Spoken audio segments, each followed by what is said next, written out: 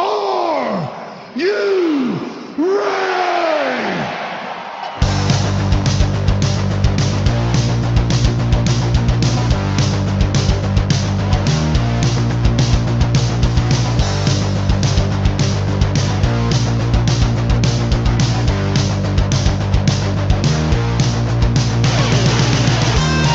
This is the D-Generation cliX podcast.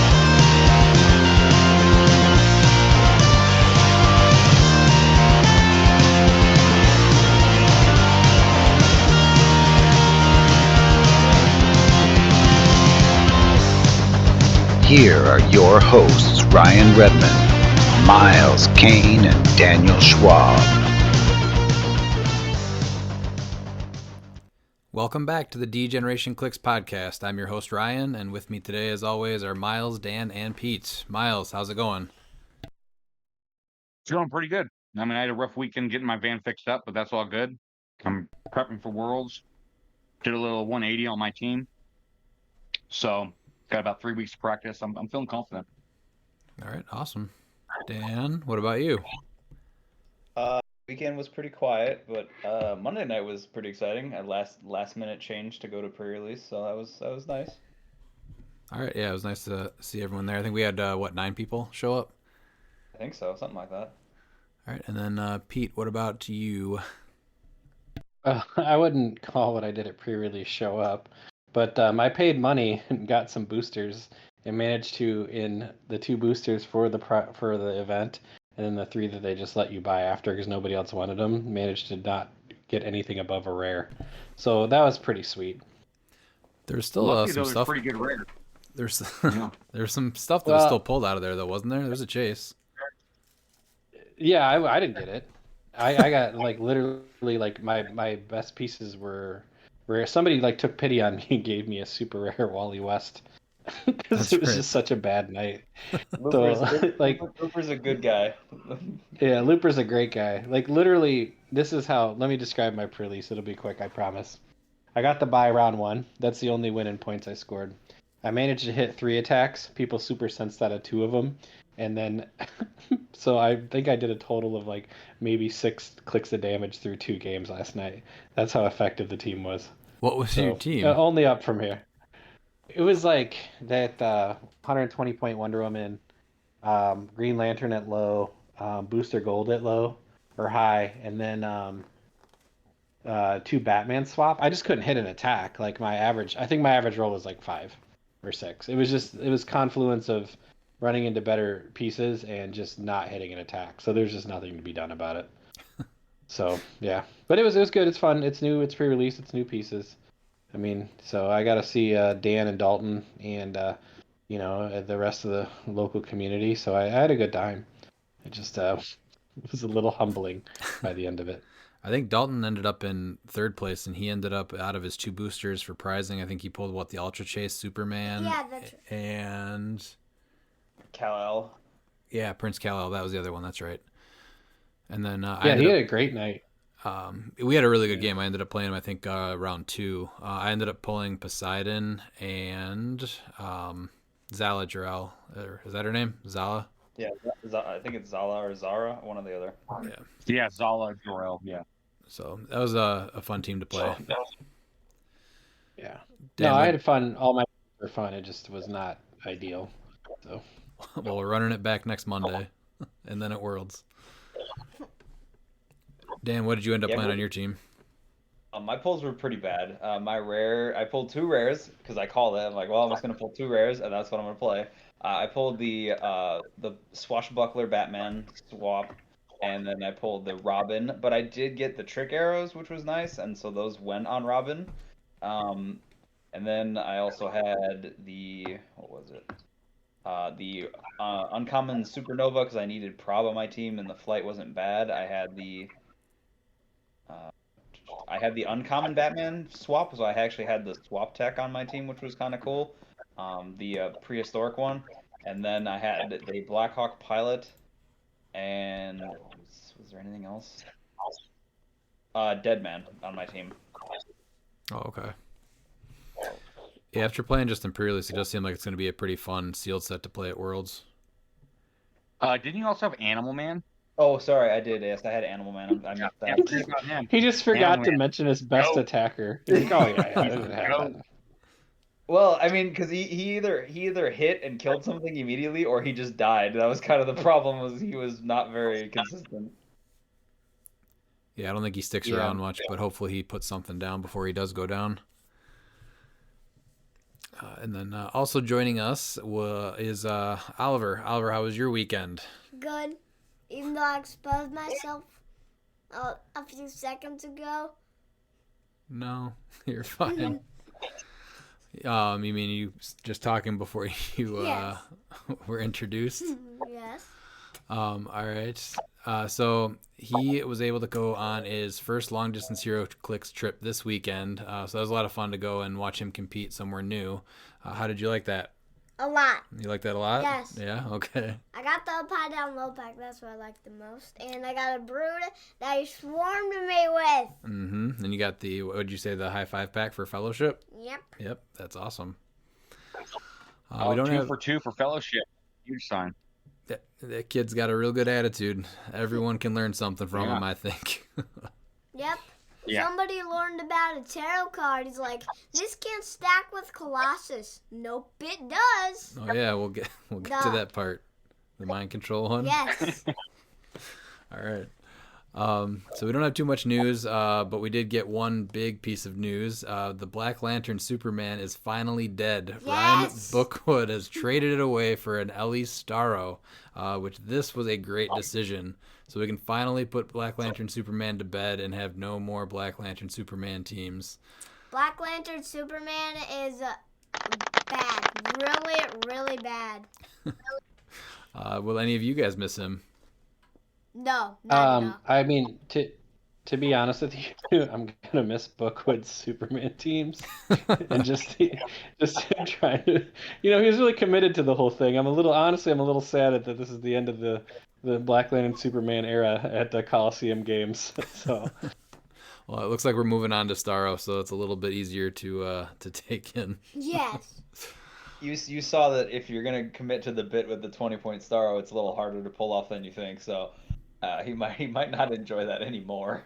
It's still way better than Black Lantern Superman at any point value. Yes. I'm not trying to make that argument. 16. He's a monster. He is. All right, this weekend started the Champion Clicks Open Summer Tropical Regionals. Ohio, Nebraska, New Jersey all ran the events.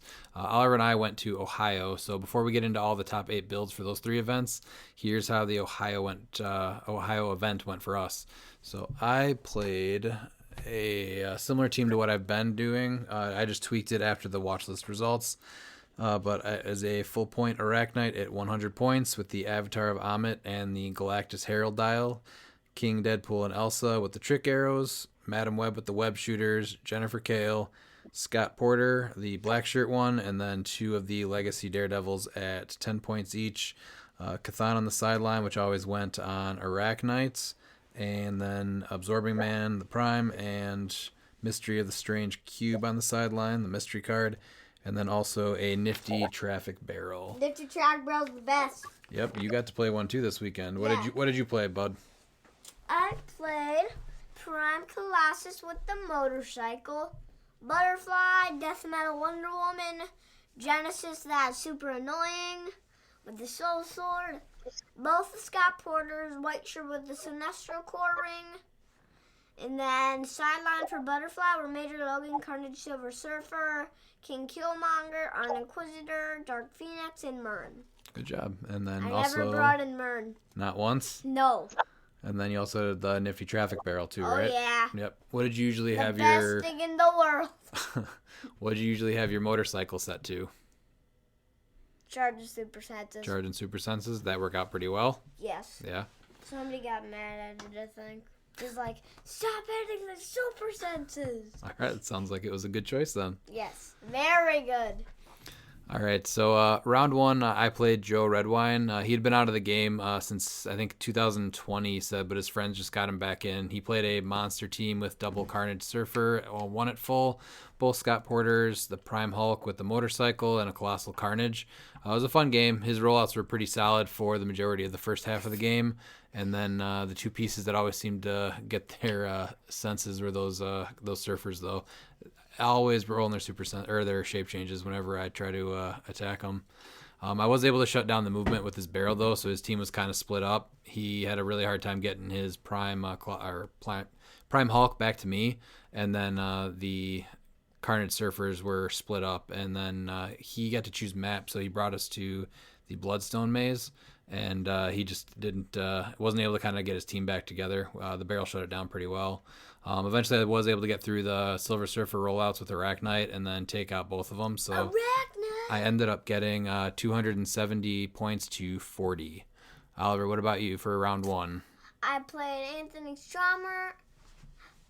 He had a Legacy Apocalypse, Annihilation with the Blue Lantern Ring, Prime Domino, Tricky Rose, Black Shirt Scott Porter, and Black Shirt Scott Porter, and the Nifty Traffic Barrel. I was able to kill Annihilation and one other of Apocalypse's Horseman bystanders and win 75-0. All right, good job. So you won your first game, huh? Yeah. Then that brings us to round two. So round two, I played Corey Sims. He had a mystical team with Wong, a 60-point Arachnite, both Porters, and King Arthur. And he came in with Wong on one of my Daredevils, and I think he KO'd it once, and then it got to the immune. And I kept him on the plasticity click so that I could just kind of run him away. And I did that on my turn, and I was able to shoot him with Deadpool and Elsa, and then went in with my Arachnite. Wong went to his stop click, and then he moved back to the rest of his team to try to kind of heal him up. So then I was able to shut down the movement again with that barrel pretty well. And then between Kale and my rollouts, I kind of held off most of his attacks. And I was able to take out, I think, Wong and both Porters to score 125 points, winning that one 125-20. I think he took out a Daredevil or two. And then, Oliver, what'd you do for round two? Round two, I played Stephen Clark. He had Prime Colossus with Avatar of Khonshu. He pretty much copied my team. Butterfly swapped into Merlin. Both got Porters. Death Metal Wonder Woman. Trick Arrows. Legacy Daredevil at 30 points. And a Nifty Traffic Barrel. He kept sending Butterfly Swarms over to my team while hiding behind Barrier with his Traffic Barrel. Eventually, he was able to mind control my Colossus and KO my White Shirt Porter. So what was the final score on that one? I think it was 0-25, right? Yeah, okay. So that was a close one still, huh? Yep. He kept punching he was trying to punch people with my Colossus, but my rollout said nope. Kept rolling out. Nope. All right. Round three, I finally got to play Jason Alvey for the first time. His team was the Phoenix Sentinel, the Butterfly, which he went into Mern, Carnage Silver Surfer with Avatar of Khonshu, Kid Thanos for the Masters of Evil swap, both Scott Porters, a Weasel bystander, and a Scott Crampton bystander. He won initiative and chose to go first, and it was kind of hard to decide if I should go to an open map that makes it easier for him to attack my pieces that don't share a keyword with Mern, or an indoor map and kind of try to keep him safe. So I ended up choosing Daily Bugle Press Room, and then just tried to kind of place well and get aggressive fast. Definitely was my worst dice game of the day, though, between rollouts and attacks. I needed average rolls, and it just could not hit that. So I knew I had to kind of go in there pretty quick, and kind of just gambled, and it did not work out. I think I was able to get his Weasel Pog.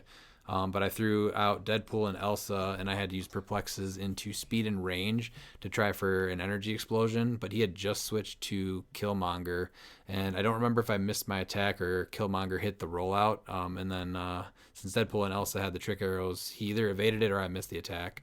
But I did bring up Kale, so I was able to keep her safe, and she did not get hit after that one turn.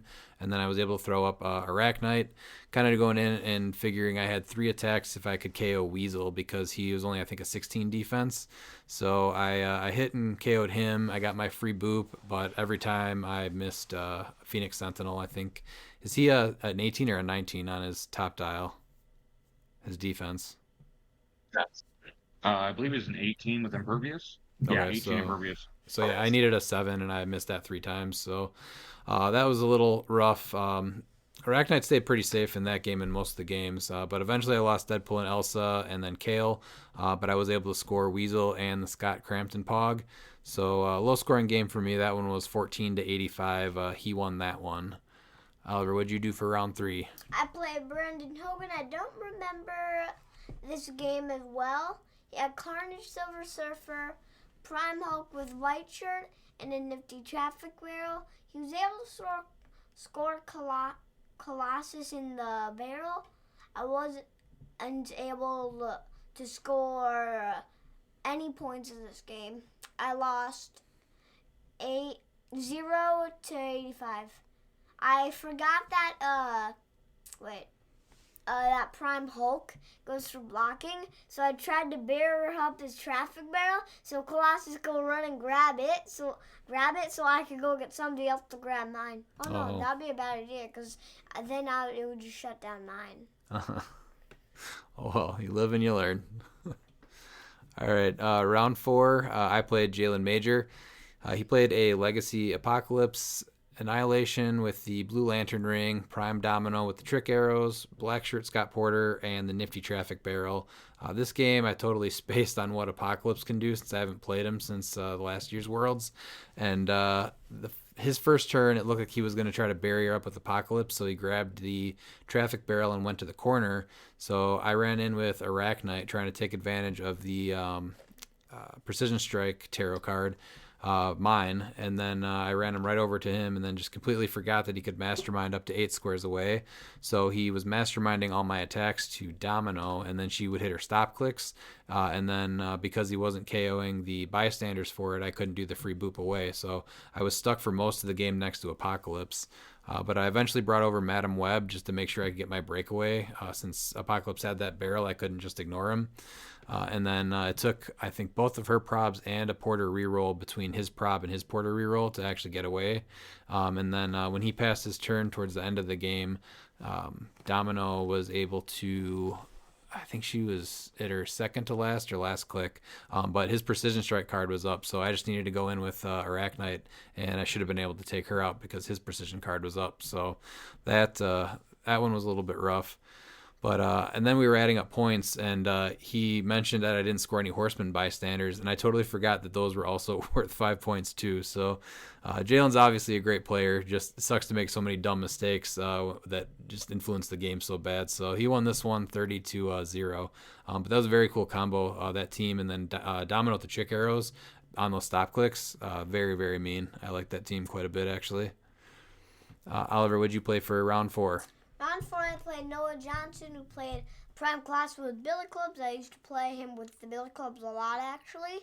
King Arthur with the Broadsword. Legacy Daredevil at 30 points. Both Scott Porters. We both KO'd Scott Porter, but he also destroyed my barrel because he thought it was so annoying. Also, he went up 5 points near the end. He won 30-25. So that was a real close game too, huh? Yeah. And we rolled off just for fun. He would have won the roll off. In case the barrel wasn't destroyed? In case. Okay. Final round of Swiss, round 5, I played Emma Bradforth. She had Camo, King Arthur, both Scott Porters, and Death Metal Wonder Woman. She brought Camo out right away to one of my Daredevils, and then my barrel was able to make it a little difficult for the rest of her team to get to me. So I got Camo to his last click that first turn, and then I totally forgot that Death Metal Wonder Woman would just bring him back. So he was starting to heal between Black Shirt Porter, Steel Energy, and I ended up trying to move to the other side of the map, and she was able to get her King Arthur and Wonder Woman on the other side of the map. And so once she split them, she still had the porters in the back. So I finally just ran Arachnite up the middle to get the porters to try to score some points. And I think it took 2 turns to score both of them between rollouts and the Death Metal Wonder Woman revive on one of them. So she got points off my Daredevils, and then I think she might have gotten my barrel too. But this one I ended up winning 60-35. Oliver, what was your last round? Round 5, I played Benjamin Piper. He played a Black Lantern team with Necron, Superman, Hal Jordan, Blackshirt, Scott Porter. He started healing up his team one turn by mind controlling Necron with Mind Colossus, and the mind control tarot card was up. So I KO'd Hal Jordan with Necron, and then Necron took my 5 printed damage twice. So I was able to get everything except Superman. He got my Butterfly, and I won 160-60. Was that your favorite trick of the whole day? Was the double mind Yes! control damage? And also, my right tarot cards were coming up at the right time. I had the right dice. I keep hitting shape change and super senses with my Carnage Silver Serpent. I was like, nope. So that was a good game for you then, That huh? was a pretty good game. And I think he also had a Black Lantern Batman, didn't he? Yeah. On his team, yeah. Okay. Superman is not going to see any more play anymore by Bookwood, I mean. No? You think he's done? He is done with it. He gave it away, so he gave it away. All right. So after 5 rounds of Swiss, I was 3-2, and then they cut to top 8. I just didn't score enough points to make cut. And then Oliver went 2-3 at his versus event that he traveled to. A long travel. It was a long travel. How long was it? Do you remember? 6 hours and 9 minutes. 6 hours and 9 minutes, Yeah. exactly. So that was his longest trip in the car for sure. We had a couple of questions for him. So Ollie, how did you like your first event? I liked it a lot. Yeah. Did you like your team? Yes, a lot. Are you changing anything? Or are you gonna stay locked in? I'm locked. You're locked in. Okay. That's why I'm playing with Worlds. That's what you're playing at Worlds. Period. Okay. We also had a couple people that sent some stuff in too. So Charles Constant also had a question. He said, "What figure will Oliver pick to design when he wins Worlds?" Wolverine. Wolverine. What would he do? He would do crazy stuff. That's it? Just a trait that says crazy stuff? No. No? So Perfect. he would be a 8 charge, 12 blades, 4 damage with prob, Okay. and then he has a trait saying, "Let's go fight, bub." All right. All his D6 rolls are +1 if we share a name. So it's technically Major Logan on that trait. Okay. And then Peter Marshfield asks, "What meal did Ollie enjoy the most, and what did he have?" I don't know. You don't know? No, I don't know my favorite one. Was it the wings? Probably. Probably. Okay. And then, are you looking forward to Worlds? Yes. Yeah. Do you remember what events you're playing? Yes. What events are you playing? Modern Team Sealed. I'm just trying. I forget. It's like maybe the last one's like 400. 400 like silver or something. I don't think they're doing that this year. I don't So remember. No, what was that? you're doing 300 modern, Yes. team sealed, and then probably a lot of BRs. Oh, a lot of BRs. A lot of BRs. Looking forward to those, And right? I'm buying a dark side. Oh, and you're gonna buy a dark side. All right. All right. Overall, it's a very cool event to see a lot of new and returning pieces hitting the table that wouldn't have had the chance to without that watch list and the erratas that just went live. So that is definitely a positive. We'll definitely get more in depth in that in just a little bit here. But I'd like to thank Ollie for joining us tonight before we say goodbye to him. All right. And then Oliver will be at Worlds if anyone wants to stop by and say hi to him. Yes, and then I'll be on the podcast again after. So be aware. I've got Right. autographs. He will return. I will return. All right, so we also had 27 people at the Ohio event, so we did want to do a breakdown of all of the Champion Clix Open events that happened this weekend. So Ohio in 8th place was Brian Smith, who played a ruler theme team. It was Prime Colossus and then Butterfly. It had Kong with the Avatar of Khonshu, Kazar, Scott Porter with the Sinestro Core Ring, and the Black Shirt Porter. Sideline was only Mern and Khonshu, and the map was only Terra Verde. And that is it. No Traffic Barrel. So that was 8th place. Pete, do you want to take... In 7th place, yeah, I got you. All right. Was Dastardly Detectives by Gabe Bishop. He had Hawkeye and Hawkeye with the Trick Arrows. Sherlock Holmes, Shaggy from Batman Team Up 63. Batman and Catwoman, the Con Lee with Bucky's arm. At 35 and 5, Scott Porter with the Sinestro Core Ring, so white shirt. Prime Batman with the utility belt and the Green Lantern ring, and then the other Scott Porter. On his sidelines, he did have case of Q's questions. Another Sherlock Holmes, and a couple of mystery cards. It looks like the Chest of Demons and some other stuff there. And I'm looking. No Traffic Barrel. It's too bad. Yeah, probably would have helped him place further. In 6th place, we got the Mighty Duckman, Emilio. He was he was also running detective. He had Hawkeye and Hawkeye with the Trick Arrows, Starbrand with the Avatar of Khonshu. Oh, he's Avengers. I don't know why I was thinking detective. Starbrand with Avatar of Khonshu, Prime Captain America with Avatar of Tauret, both Scott Porters, the white shirt with the Sinestro ring. Two Gun Kid Legacy at 20 points. His sideline had War Machine, Khonshu, and Tauret. Agent Coulson, Scrappy Doo, as well as the Stakeout mystery card. His maps were Broxton, Oklahoma, Sentinel Factory, and Bloodstone Maze. Oh, would you look at that? He had the nifty Traffic Barrel. There we go.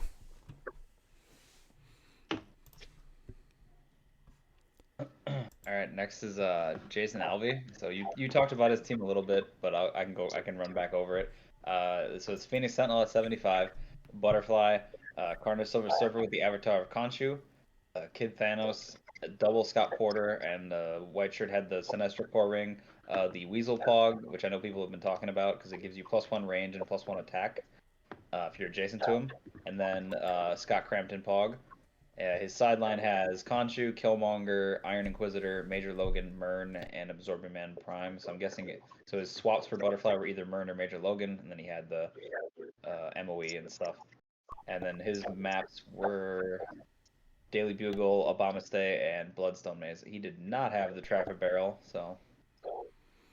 I will say that I think everyone, or almost everyone, had the Daily Bugle press room back on their map choice list, with the bunker map being taken off the legal playlist right now. That's definitely a common factor that you'll see. Oh, yeah. Then in 4th place, we have Stephen Clark Jr. He played a ruler team as well. So Prime Colossus with the Avatar of Tauret, Butterfly, Death Metal Wonder Woman with Trick Arrows, Legacy Daredevil at 30 points with Bucky's arm, a white shirt porter with Sinestro Core Ring, and a black shirt porter. Sideline was Tauret, Mern, Cathan, and Merlin. And then maps were Bloodstone Maze and Daily Bugle Press Room. And we do have a nifty Traffic Barrel sighting. Going to 3rd place was Mr. Joel Stevens. Hellboy the Bellboy is the win name. Falcon Bomb is the name of the team. Wong with Avatar of Ammit, Miss Marvel with the Trick Arrows, Falcon, Captain America with Skybreaker, the Connolly, so Pegcap, and then both porters, no rings on these. Sideline was Ammit, Cathan, Absorbing Man, and Red Raven. Maps were Bloodstone's Maze and Daily Bugle Press Room, and there was a nifty Traffic Barrel. Yeah, in 2nd place, we already went over him with Jalen Major's team. Go over it again. Yeah, the Apocalypse, the Legacy Apocalypse 2x2 with Tauret, Prime Domino, Trick Arrows, Annihilation with Blue Ring, and Scott Porter, black shirt, with Tauret, Gambit, and Titania on his sideline. I'm not sure exactly why those figures are on his sideline. Is there? He told me that it was literally just to have them on the sideline. Okay, I was like, I was in utter confusion too. I'm like, why are these here? I get it. I've done that stuff for similar. Yeah. Oh, yeah. He had the I like Daily it. Bugle print room. Yeah, the Bloodstone Maze and the Rock and Roll Concert, which it's weird that's even legal because I mean I'm pretty sure that's even there's less of those out there than the bunker map. So I mean maybe we'll see that. You know, guess we'll see. And then look at that nifty traffic barrel. There it is.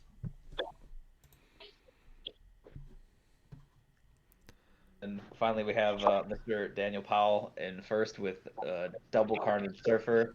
One had Khonshu, one had Taweret. We had Kin Thanos, and then he had Mern main force. Cosmo, a double Porter. White Shirt had the Sinestro Core Ring and a Timebreaker for 5 points, which I wonder if he'll remove. He might keep it. I don't know. That's just interesting with the Timebreaker for 5 points. He was Cosmic theme. He had sideline was Khonshu, Taweret, Killmonger, Inquisitor, Absorbing Man, and Dark Phoenix. And he also had the Bloodstone Maze, Blitzkrieg, Manhattan, and then Daily Bugle Press Room. And no Traffic Barrel, so. Well, the Timebreakers is still good for placement because you like for Surfer, for instance, you TK him, then you can just power action since it's autonomous to move adjacent, and then you can power action, or you can do the free and then free place him, the free to generate the one. Yeah, and then you do the power Then you action place with them the two other more one. squares. Yeah, and then because they're autonomous, so yeah, you don't worry about that. So you're getting Surfer 8 squares up or 6 squares up instead of 4. Yeah. Or you're getting the other one up along with it, right? That'd be the other. Just to get Yeah, them both yeah, up or the map. or Cosmo. You can just you can send Cosmo up, and so now his 6 ranges is pretty much like an 8 because you placed him up there. Yeah, placements on map. But congrats to Dan Powell for taking the first place in Ohio. And then Omaha. And I believe he had a necklace I believe he had a necklace with his traffic barrel on. That's why it wasn't on his build sheet, but he did. It was there in spirit. Then Omaha also ran an event. They had 28 people. Eighth place for that one was Tim Robbie. He had Hal Jordan with the Broadsword Construct, Man Thing, Black Skull with the Black Symbiote, Necron, White Shirt Porter with the Sinestro Core Ring, Black Shirt Porter, the Legacy Daredevil at 20 points, and a Prime Hulk with the motorcycle. Typical MOE swap on the sideline with Cathan, and then Wakanda, Dockyard, and Bloodstone Maze. And no Traffic Barrel. Seventh place was Ed Shelton. The name of the team, it looks like, is Burn. Not Mern. Phoenix Sentinel, Butterfly, Carnage Surfer with Avatar of Khonshu, Cosmo, Scott Porter with Sinestro Core Ring, Scott Porter with the Green Lantern Ring, Weasel Pog, sideline was Khonshu Mern, not to be confused with the team name Burn, the Penguin, Absorbing Man, Wonder Woman, Death Metal, and Hulk, one of the Hulks, Bloodstone Maze, Ultron's Lair, and Daily Bugle Press Room, and there is no barrel to be found. See the trick he was doing with Penguin if he wanted the precision strike on is it choose yeah. So to get that on Phoenix Sentinel. Yeah, it's not bad at And all. then sixth place we got Richard Zadlukol. Hopefully I didn't butcher it. The Ultimate 2099, so we know where he's going post rotation. Prime Colossus at 80. Slipner. With Avatar of Taweret, Butterfly, Death Metal Wonder Woman, King Killmonger, and both Scott Porters. White shirt with the Sinestro Ring. His sideline obviously with Taweret, Mern, Inquisitor, Dark Phoenix, and Kid Thanos. And then he has the non-prime Elsa Bloodstone on his sideline as well for Butterfly Swap with Monster Island and Daily Bugle Press Room. And then 3 standard objects for his objects. So yeah, still no traffic barrel.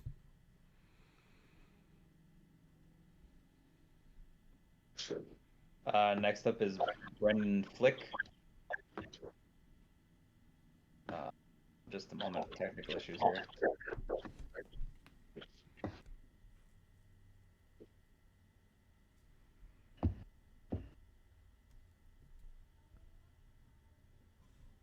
You all good there, Dan? I got. Yeah, I there got we go. you. Sorry, I was waiting for it to load. Sorry. Okay, so he had a Yeah, he was actually playing Black Lanterns. He had Black Lantern Superman at 120 with Avatar of Amit. He had which I'm just confused why he was running Amit on Superman, but what do I know? Stealth and Prob. Oh, no, never mind. No, Steel I'm Energy in Poison? Steel Energy and Poison, which I Yeah, don't no, understand. yeah. I was thinking Khonshu for some reason. Yeah, Yeah. seems a bit redundant, but whatever.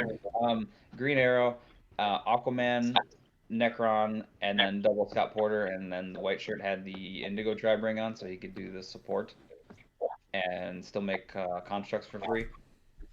And then his sideline consisted of Amit, Tawaret, and Absorbing Man, and he had only the Atlantis Throne Room map, but no Traffic Barrel. I think the Amit That's was just interesting. for Yeah. free poison, right? Yeah, I but he had a guess. pizza as an object, and I didn't even think that you were able to set those on your main force. I thought characters had to generate them. So that's interesting to see. What was the ruling with because you can't generate or you can't start with grave train markers because they aren't technically No, but the pizza and the banana pile are actually objects. They're with not set just numbers. yeah with set numbers. Yep. Same with the banana. I Yeah, the thought banana pile the and pizza the pizza have object have doesn't a have set its own number. card. It's only characters that can generate it. Huh? I didn't think that the pizza object has its own card. Yeah, it's S001, Well, or that's at least something it's that what we I'm should look like. into. So, is it possible to actually just start with 3 pizzas on your force? That's what it's looking like. But if you look at um the one of the pizza boxes right here, if you look at it, it's just a pizza bystander, and it's the characters that generate a pizza object. So they should only be a regular object. It's the characters that generate it to become the pizza. Yeah, I understand why the banana peel is actually on there, but yeah, I don't know about the Yeah, pizza. pizza. You know, that's interesting. Yeah, I think that's yeah. Well, because the pizza always does free heal 1 click, right? So even if the character that generates that is gone, it's always still going to do that. Yeah, yeah, yeah. So I would think if that's true, then you could start with them. But that's something to definitely look into, and we'll get back on that one. Yep. In fourth place, we have Jason Levine. He had a mystical theme team with King Arthur and Colony, Man Thing, Kong with Avatar of Amit, Carnage Cleo with the Black Symbiote, and then Saturnine with the Sinestro Core Ring. Sideline was Amit, and then some tarot cards because of Saturnine, and the Prime Absorbing Man with Scrappy Doo. And then the maps were Doctor Strange's Mansion, Terra Verde, and Ultron's Lair with a nifty barricade and a nifty fire hydrant, but no nifty traffic barrel. That's interesting. All right. Third place was Tristan Halverson with the Mystical team. Ghost Rider 048, Avatar of Khonshu, Death Metal Wonder Woman, Ghost Goblin, Elsa Bloodstone with the Trick Arrows, Scott Porter Sinestro Core Ring, the other Scott Porter, Madison, Daredevil with Bucky's arm at 10 points for Daredevil. Highlight him Scathon, Werewolf by Night, Moon Knight, King Killmonger, Khonshu, Iron Inquisitor, and he had Bloodstone Maze, Atlantis Throne Room, and Monster Island, and he did have the barrel. And in second place, we have Ethan Jacobs, who is a member of almost every single Clicks team with Post Errata 1. He's got the 048 Ghost Rider with Bucky's arm, Iraq Knight at 60 with Colony, the King Deadpool and Elsa Bloodstone with Khonshu, Saturnine at 35 points, both Scott Porters, and White Shirt has the Sinestro ring. His sideline is Khonshu and Chthon. So I guess, yeah, it has to be on Ghost Rider, because Ghost Rider's pilots are Werewolf by Night, Blade, and Ghost Rider. And then he also has Prime Absorbing Man. His maps: Daily Bugle Press Room, Courtroom, Wakanda, and look at that, nifty traffic barrel. It's good to see. His tarots are Page of Pentacles, Nine of Swords, Page of Cups, and Six of Wands in addition.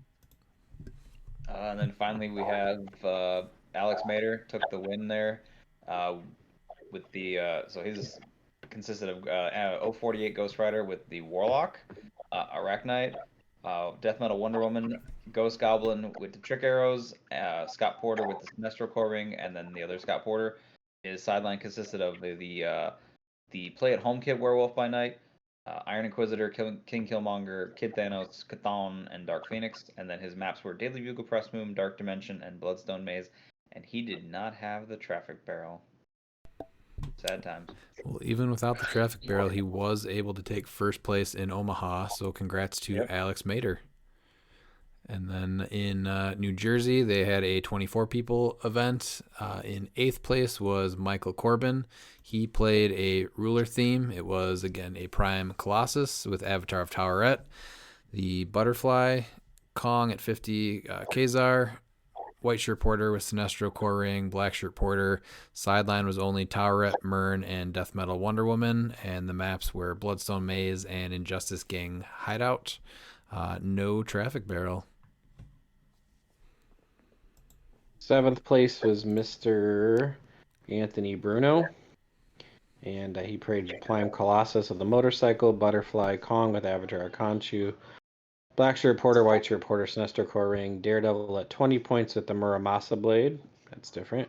Myrn, Wonder Woman, Scrappy Doo, and Conchu were sidelined. Maps were Terra Verde, Bloodstone Maze, Monster Island, and there was a barrel. I just want to shout out Anthony for having a Crazy Town reference with his team name, Be My Butterfly Sugar Baby. Love it. That's fair. In 6th place, we have Antonio Clark with Back in Black, non-theme. It's got the Prime Spider-Man with Symbiote, the Super Ghost Rider with Bucky's Arm, World's Finest with Utility Belt, Arachnite at 60, and Black Shirt Scott Porter. I'm guessing that's going to be mainly for the +1 defense since it's not themed, so he doesn't get the community tokens, and I guess the heal and support. His sideline is Chthon, which I'm guessing is going to be on Arachnite, Superman, Iconics, the black suit one, and then the deceased Superman with the Chase Batman from BTU, as well as Ghost Rider for Ghost Rider's pilot. His maps were Wakanda, Monster Island, and Ace Street, so no Daily Bugle, and his objects did not contain Nifty Traffic Barrel. Next up is McConnell Lamar. So he was playing an X-Men theme. So he had Butterfly, Black Skull with the red symbiote, Major Logan with the motorcycle, Apocalypse and Genesis both at their lowest line with I'm assuming Soul Swords. And then both Porters, and then White Shirt had the Sinestro Core Ring. His sideline consisted of King Killmonger, Iron Inquisitor, Myrn, Kid Thanos, Cosmo, and Absorbing Man Prime. And his maps were Daily Bugle Press Room, Oscorp Warehouse, and Bloodstone Maze. He also did not have the traffic barrel, but I think he was the only person to play the Apocalypse and Genesis, right? As far as who made top 8. I think so. Let me double check. Yeah, I can tell you. So far, yeah. Yes, he was the only one out of both the ones that I have data for that he played both Genesis and APOC.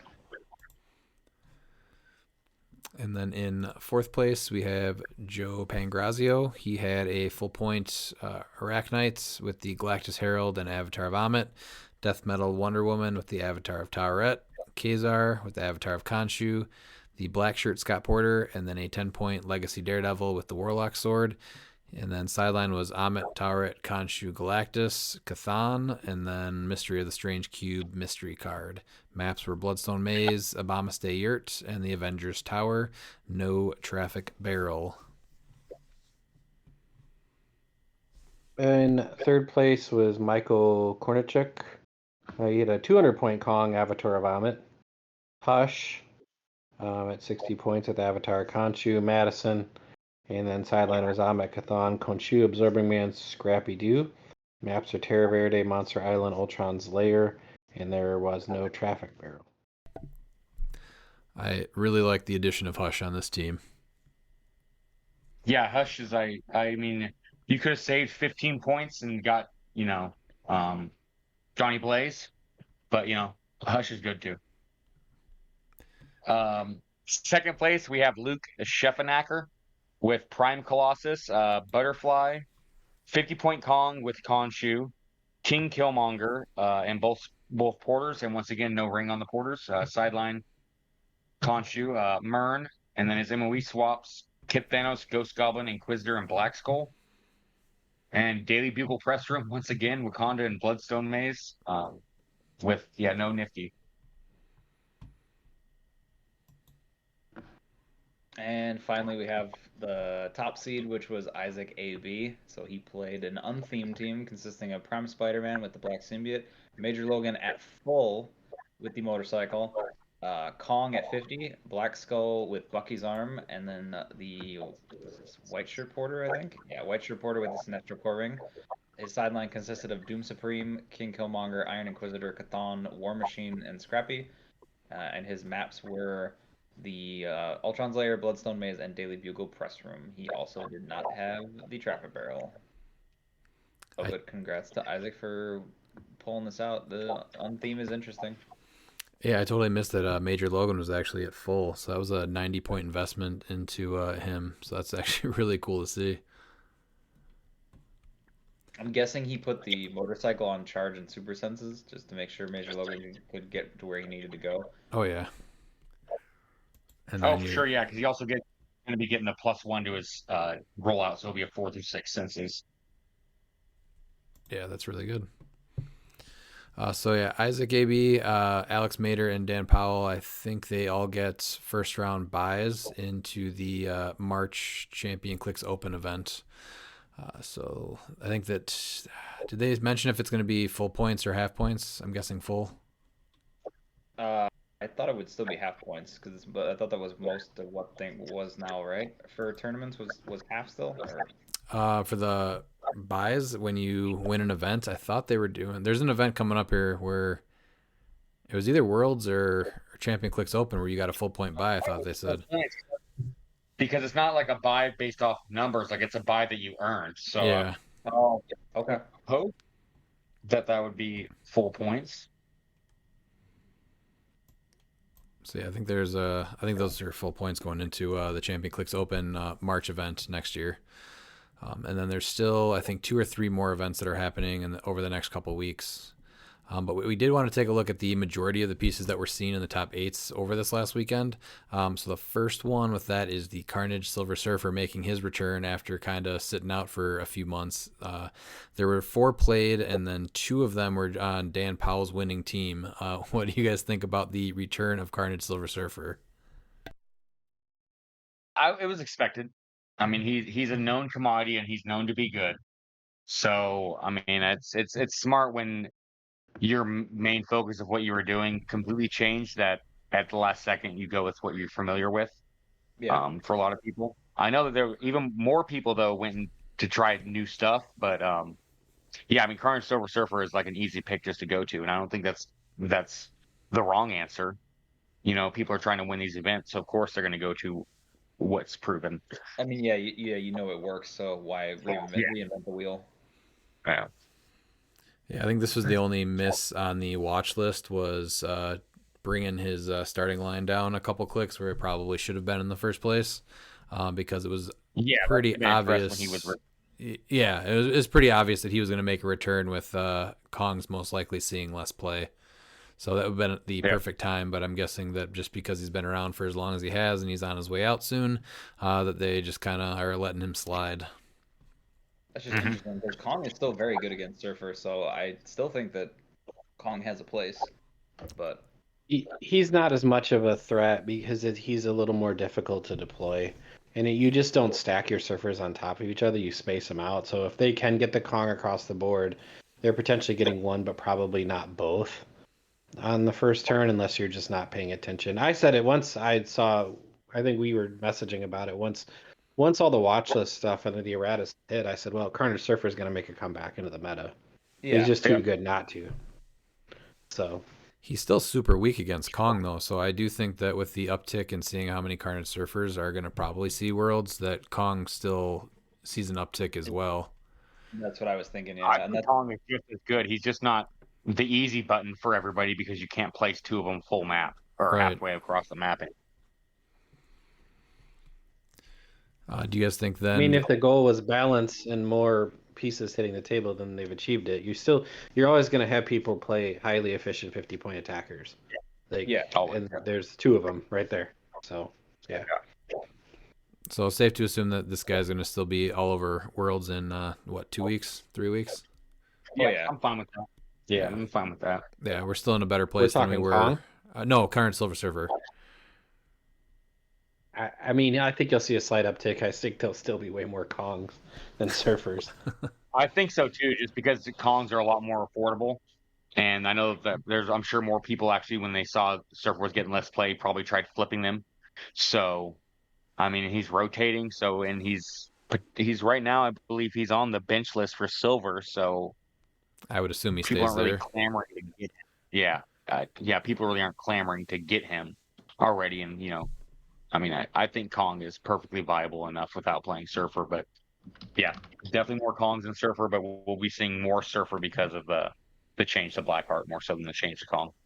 Yeah. Okay. I mean, granted, out of the are we trying to cover all of the events right now? Is that what we're talking like generally speaking? What do you mean? Like we're saying like all three of the Champion Clicks events, right? Like that we're trying to give like a general breakdown. Yeah, of the most commonly played pieces or pieces that you maybe didn't expect. Yeah, so from the two that I have data points, because I did Highlander games in Omaha, because I know you were talking more about Columbus, there was still six Kongs played, and we're talking six different people that played Kong Yeah. between the two events. That's still not nothing out of 16 players. So And one person even played him at 200 points and made top 8 yeah, with that. So now it is kind of neat too to see some of these breakdowns and just see how some things are played differently, like just based off of the location. And I think it was New Jersey, actually 4 of the 6 of those 50-point ones were in New Jersey. And one of them was I on have Isaac's team. yeah I have five total at New Jersey. I think the other one was what, the 200-point one, right? Yeah. Oh, yeah. Sorry. So yeah, 4 of the 6 50 were there, and then the other one was 200. So 5 of the top 8 all had Kongs. Yep. Versus in Omaha, you only had one Kong. So Yeah. So just kind of interesting to see that breakdown based off of where you're even playing. And then Butterfly. This one I think saw the biggest amount of play. So out of the 24 spots, they had 9 played in all 3 events. So I think where was that one for? What just happened? The Origins or no Gen Con. I thought he saw some play I at think only like one or two. But I don't. Yeah, there's very few people I think in Gen Con that played the. I'd have to go over there, but I don't remember seeing a lot of butterflies. Yeah, I Mostly think. main force Merc. Are you talking about for nationals? Yeah, Gen Con. Even though he was available, I don't think he was played. The Butterfly was played that much. I think it was more of a. No. Out of top 8, there was one in top 8. Okay. One it was Lucas Van Hollen that played Butterfly at Gen Con. Okay. So yeah, now we see 9 are played out of these 24 spots, and it kind of just seems like it's a good way to kind of fill a gap when you don't really know how the field is going to get played. So having that option is going to be a pretty big deal. I think usually people are going into Mern. Mern, I had between main force and sideline, 11 of them were on teams. So that's kind of huge too. So I think most of the people are swapping into him, but there were a few main forces of him also. He was, how over was he in Gen Con? Did you look at that too, Dan? Hold on just a moment. He was on a few teams at Gen Con, so that much I know. Just let me As grab main it. force, right? Yes, he did main force a couple things. I know So he got second, and I know, or no, he he was, didn't get second. He got he was first. on the winning team. He Mhm. was on so one. Is that it? One looks like. Yeah, looks like he was on one main force in Gen Con. And that's it. Yeah, and he was on one swap for because a butterfly for but that was it. So Yeah, so they're definitely both going to see an uptick going into Worlds here. What do you guys think about that combo or either of them in general? I think Butterfly. I know people think they hate Butterfly, but Butterfly allows you to make your own teams and be able to swap into what you need. most of the time, sure, it's going to be Mern, but there's other options as well. So I like Butterfly's option for competitive because you're able to make more answers. It's a simple version of the X-Men swap, but instead of you're replacing your whole team, you're just putting one figure on the team, and I think it's fine. That feels much more balanced than being able to swap an entire 300-point team versus one figure. That's much better, in my opinion, of something like that. Do you think Butterfly still stays after supporters are gone? Yes. The versatility, yeah. I think it's great. I just think it's great. I think it gives you access to a lot of pieces that would fit on other teams that are not necessarily have to be themed because they come off your sideline. I think it makes things more accessible into the meta because there's potentially a piece that you like for one matchup but not another, and you're still paying more points than you are getting back for the 50 points. So I think there's a natural payment to have it on the board. I think it's a great piece. I think it's a great idea, and I don't think it's highly easily abusable. I think it's more kind of matchmaking consistent. So I like it. I like it a lot. I think it's absolutely going to say uptake once MOE swap goes too. Yeah, I was going to say, especially with MOE leaving and probably hitting the bench in silver, that it's the sole reason that Major Logan doubled in price. Yeah. Almost tripled in price from when release. Yeah, because what they did, wasn't it selling for 200? Yeah, he did a couple times. Yeah. So he was, and I think he was only like 65, 70 on release. Yeah, he was not as highly desired. But with 9 played and being probably one of the pieces that saw the most play, do you think this is a problem piece at all, or do you think it's one of the better pieces that you have no complaints seeing on the other side? I don't have any complaints. No, it allows everybody that even thing. Just same thing with Kong is that people can try and complain about Kong, but the one main thing was when people complained about how the meta was pay to win. Mm-hmm. Butterfly and Mern are from an iconic set that you can buy for $30, $25, $30. Yeah. Yep. So you get both of them for $25 or $30. So you can pretty much say they're $15 pieces. That's not a problem at all. It's easily accessible. Everybody has it. So it's not a problem. Same thing with Scots. I think the Scots got way too much crap. I know people complain about finally being able to build without them, but I think that the Scots allowed certain keywords and allowed certain interactions to be better than they normally would without him. And I think Butterfly has proven that with the Major Logan. Well, yeah, we'll get into the porters in just a second. There's a lot there. I think it's fine. You're paying 60 points to get a 50-point piece on the board. Mm-hmm. So I think inherently it's not abusable because of that. I mean, I suppose there's probably some way somebody's gonna figure out how to abuse it, but I don't know what it is. It's a 1-for-1 swap. Yeah. So unless there's a broken interaction between non-theme pieces. The only really tough thing that you can do with it is with Death Metal Wonder Woman, because you can Death Metal Wonder Woman the 50-point piece you brought in, and then it makes it just really hard to kill the thing in general. Because then when it dies the second time, it goes back to being Butterfly. So that still seems fine though. Just annoying. No, it's fine. You're paying all the points for all this stuff is on board to start with. I'm fine with that. Now what about Mern though? With 11 being played between main force and sideline.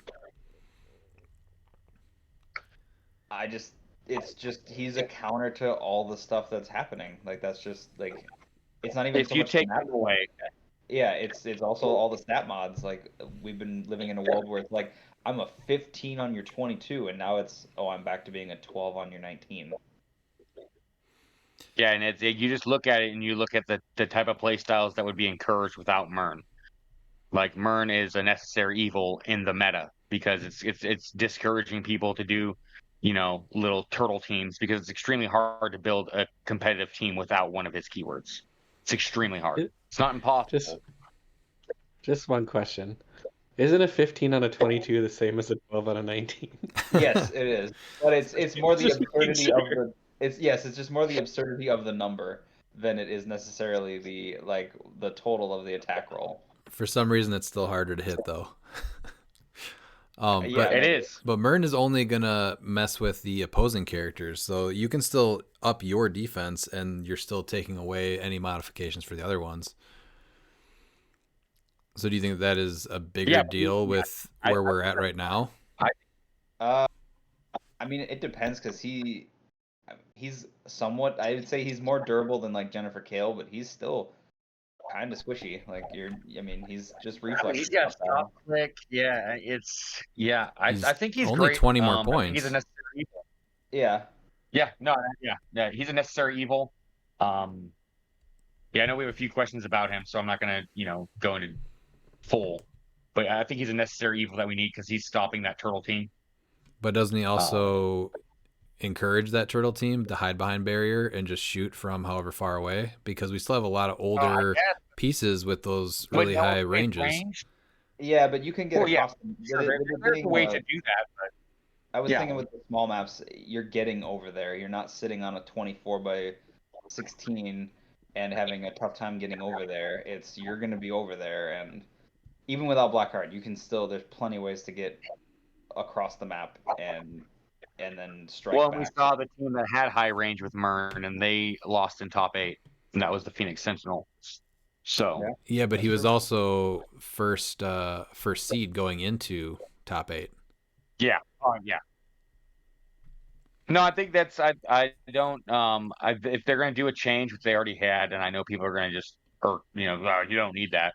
Is that instead of doing block, you just give them improved targeting, so that way there's potentially something that can fix it. But I mean, with everybody being able to get him, they fix it to where it's only within 4, so you can't perplex up his range. That was where it was absurd, was being able Yeah, to perplex him up to when you were able to 7 range. shield, yeah, you were able to shield it up to like 7. Yeah, that was pretty stupid.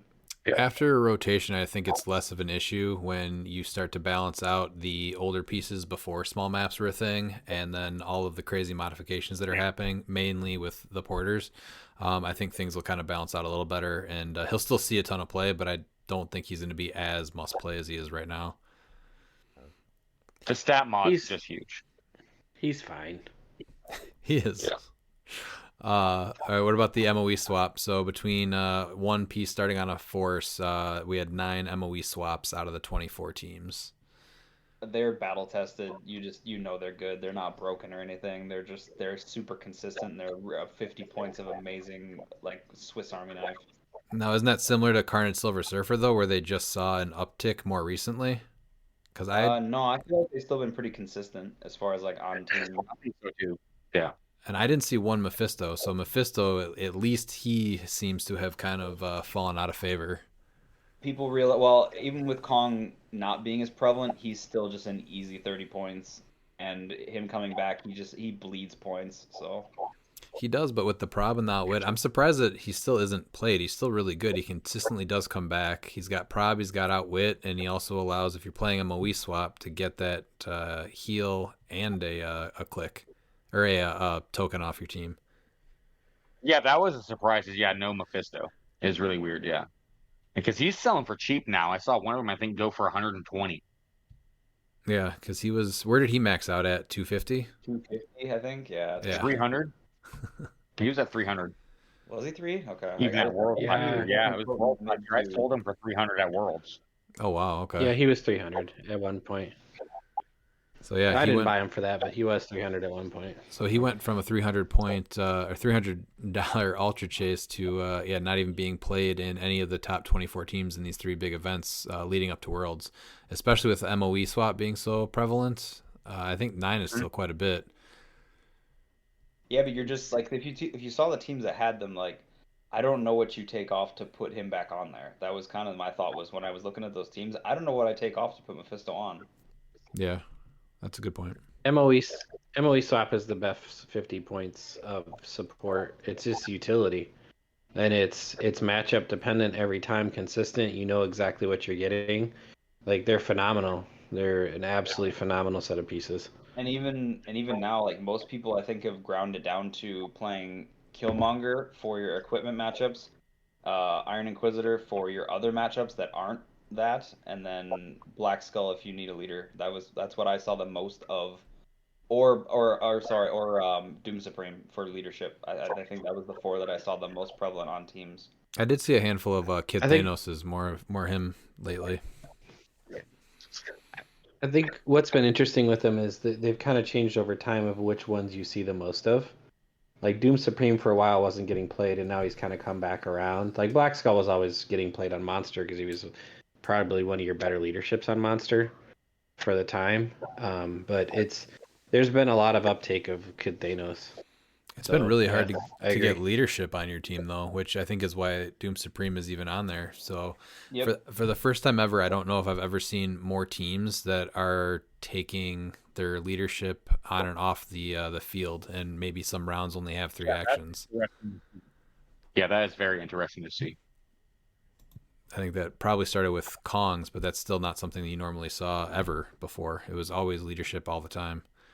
Yeah, which I still wouldn't want to take my leadership off the board, but I get it.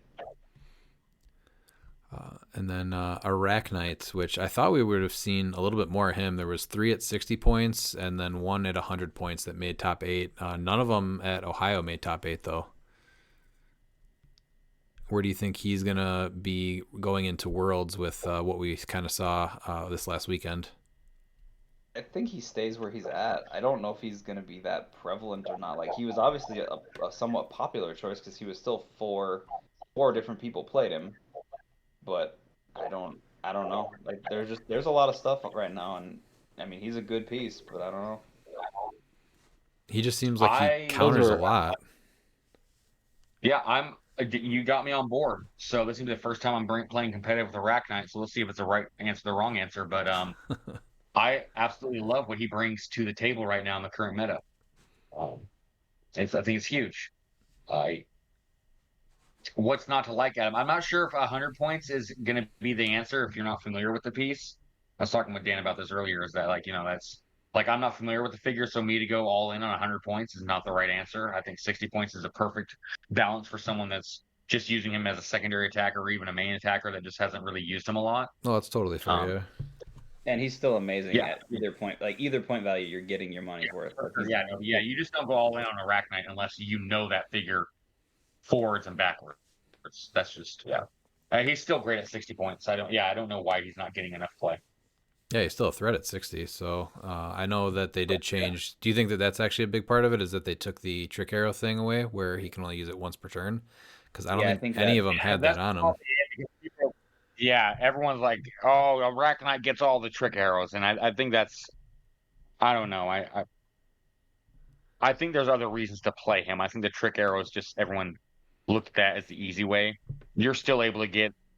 I mean, there's a good chance that you can still get 3 to 4 attacks if you do give them the trick arrows in a turn, because the chances of you KOing something is pretty high. So you can still do his trick. It's just not the 6 attacks.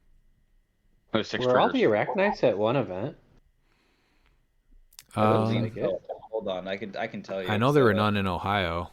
Were all 4 of them though? Were from all of them that made top 8 were at like there was 2 at Highlander Games, and then there was another 2, or 2 at 2 in Omaha. Ed AB played 100.1, and then Antonio Clark played 60. Yep. And then somebody else played 60. He didn't make played 60. He didn't make top 8 though. They just threw that one on there. I don't know why that one's on there. Who did? At AB. Two I have, if you look at Alex Mader. Oh yeah, he's not even. Yeah. Okay. So I have Alex Mader and Ethan Jacobs each playing 1, and then I had where is this? Sorry. And then I have Joe Pengarzio playing 1, which he played him at 100, and then I have Antonio Clark playing 1, and he played his at 60. So that's the 4 I have. Yeah. Okay. Oh yeah, so none of Interesting. them. So they were all in New Jersey then? No, it was even split between Omaha and New Jersey, 2 and 2. And the finals had both players had Arachnite in the finals of Omaha. Yep. Okay. I mean, he's a great figure. Yeah, he's not something I have one. I've never played him. He's not something I would play. But the players that do play him well, they are incredible. I changed it, and I think you need to just flip the script and go Arachnite Traffic Barrel for Worlds. No, that's not happening. We got a couple weeks to change your mind. Yeah. Anyways, moving on. What about the return of Legacy Apocalypse? great piece. Love it. I mean, I'm surprised it was this early. like he Yeah. fell off, and it's cool to see him played. I mean, I think he's great still. I he's- was expecting him to not be seen until Worlds, where we see like 5 of them or 6 Yeah. of them. Yeah, he's a phenomenal piece. He's an absolutely great piece. So what about the uptick though in Carnage Silver Surfer is just kind of eating those pogs to heal up? Do you think he's still a good play? I mean, I think so. I think that if you want to play him, and I think if you want to place high with him, you give him the King Bystander. I think how he Butterfly. was deployed, was it Jalen that played him that way? Yep, Yeah. Jalen, yeah. Dude, that's a smart team, man. Oh yeah, it was That really just good. is a smart team. 'cause Yeah, then you're not KOing the Pogs. You're just like hitting Domino to her crazy stop clicks, and then like it's fine. You can heal her back up. So then the surfers can't heal. Then they're just like, oh well, I'm here. All right. And then you can still Yeah, heal her that's- with the Black Shirt Porter too in between turns. Exactly. Yep. So how many of these do you think show up at Worlds or percentage of? I mean, I mean, the field last year was massive. Like, how many? We had so many people at singles last year. So I don't know. It'll be at least a handful, I think. I'm saying between 6 and 10. You think he still holds up? Oh yeah. Yeah. I think absolutely. I think so. That it's rough. Mern does hurt him a little bit as an attacker, but I think that's fine because I mean he'll be stuck at a 10. So if someone goes aggressive, so it's gonna be up to like Annihilation, for Jalen's team. But I think that there's other ways to build him. I mean he has Ruler, so you can get him in Prime Colossus on theme, and that's just True. with Butterfly as well. So yeah, I think there's definitely ways that you can work Apocalypse onto a team. Well, like you said, yeah, and having Annihilation on that team too, like that's just a really well thought out team. I love seeing her because she's a piece that I wanted to see play just because I was like her pogs are amazing. Like she generates some of the best like free fodder you can get. Charge, Quake, Invincible, Exploit. and you can just mastermind to those too. Yeah. And they're so it's And then if Annihilation dies, then she can just choose Apocalypse, and then Apocalypse can just generate them. exactly. So Well, what about Wong? I thought he was going to see a bigger splash right out of the gate, and it seems like he's kind of getting more popular. But in the top 8s, I only saw I think 1 played, but it did take 3rd in Ohio. See, my thing is he's not like this super tanky piece that you can throw out there. He's a little bit more finesse than you have to deal with. So I think that's the thing too is I don't know. He might just not be seeing play because there's still like other options that are more popular than him right now. But I still think he's good. He seems like a really good counter to Mern, though. yeah, I mean he's that 12 attack, like 12 printed attack is huge. Oh yeah. There's still some tricks that you can play. I know that Avengers, you can move him and all that stuff but he has mystical. There's other tricks out there. I think he's really great. He does have that stop click. Amit Chthon is just like a no-brainer, but I mean there are a few instances like where it hurts, but I think it's worth it, and I think it's more of a play style clash with what people want him to be and what he is. I think that's the main issue. He's not necessarily Prime Spidey, where you're just poofing across the map and wailing on something. It's a much more finesse piece, but on paper he looks like he's just a tanky.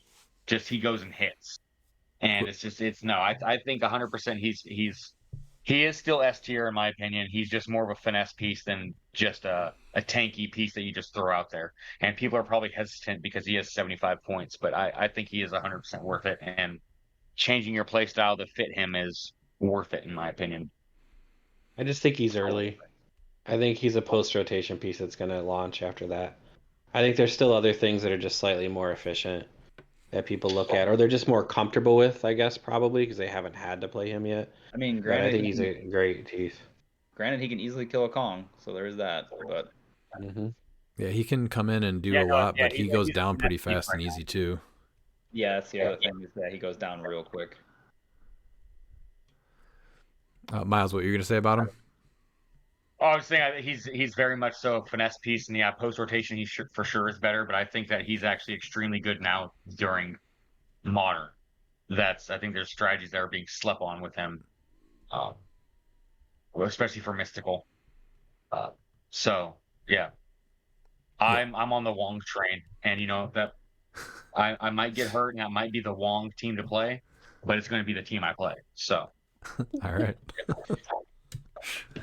What about Prime Colossus? So out of the top 24, Prime Colossus six were played of him. Quarter of the field. Yeah. No.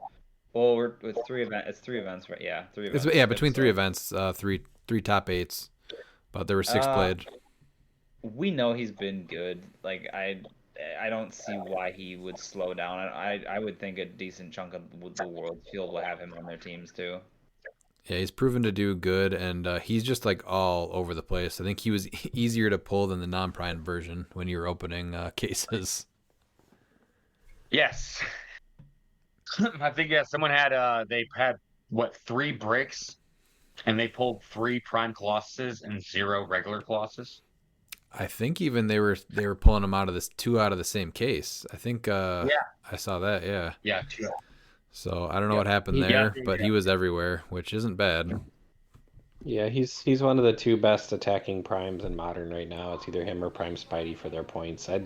He's great. He's a stat monster, and you can easily get him across the board for attack. So he's gonna see play at Worlds. Now there's a couple. Better have a way to deal with him. There's a couple things that people are putting on him between the 2 different versions of the motorcycle, Billy Clubs, and then I think I saw Avatar of Towerette, which kind of surprised me. But I guess if you're kind of locked up with him being able to outwit's pretty big. Where do you guys think that he benefits the most? Motorcycle. I think it just gives options. I mean, you can get the free move and close combat and combat reflexes for, like, if you're not going against Mern, so now you're 22 defense when you go up there all the way. Or you can go the senses route for a little bit more protection. So, like, just the one motorcycle, like, you can switch it between matchups. And I think that's what makes motorcycle the play for him. Yeah. Just because you're able to do that.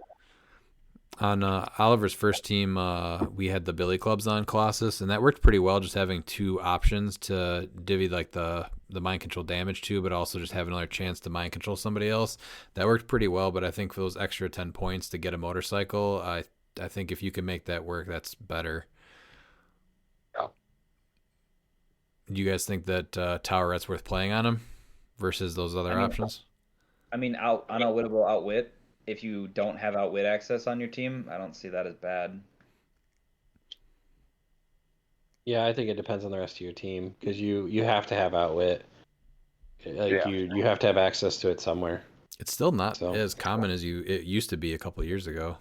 I feel like a lot of teams it's like coming. it. It's coming back pretty hard in this next set. This next set has a lot of low costed outwit. Yeah. And then what about the Death Metal Wonder Woman? I think she's kind of coming back a little bit. She was in 5 of the top 24 ones that we listed.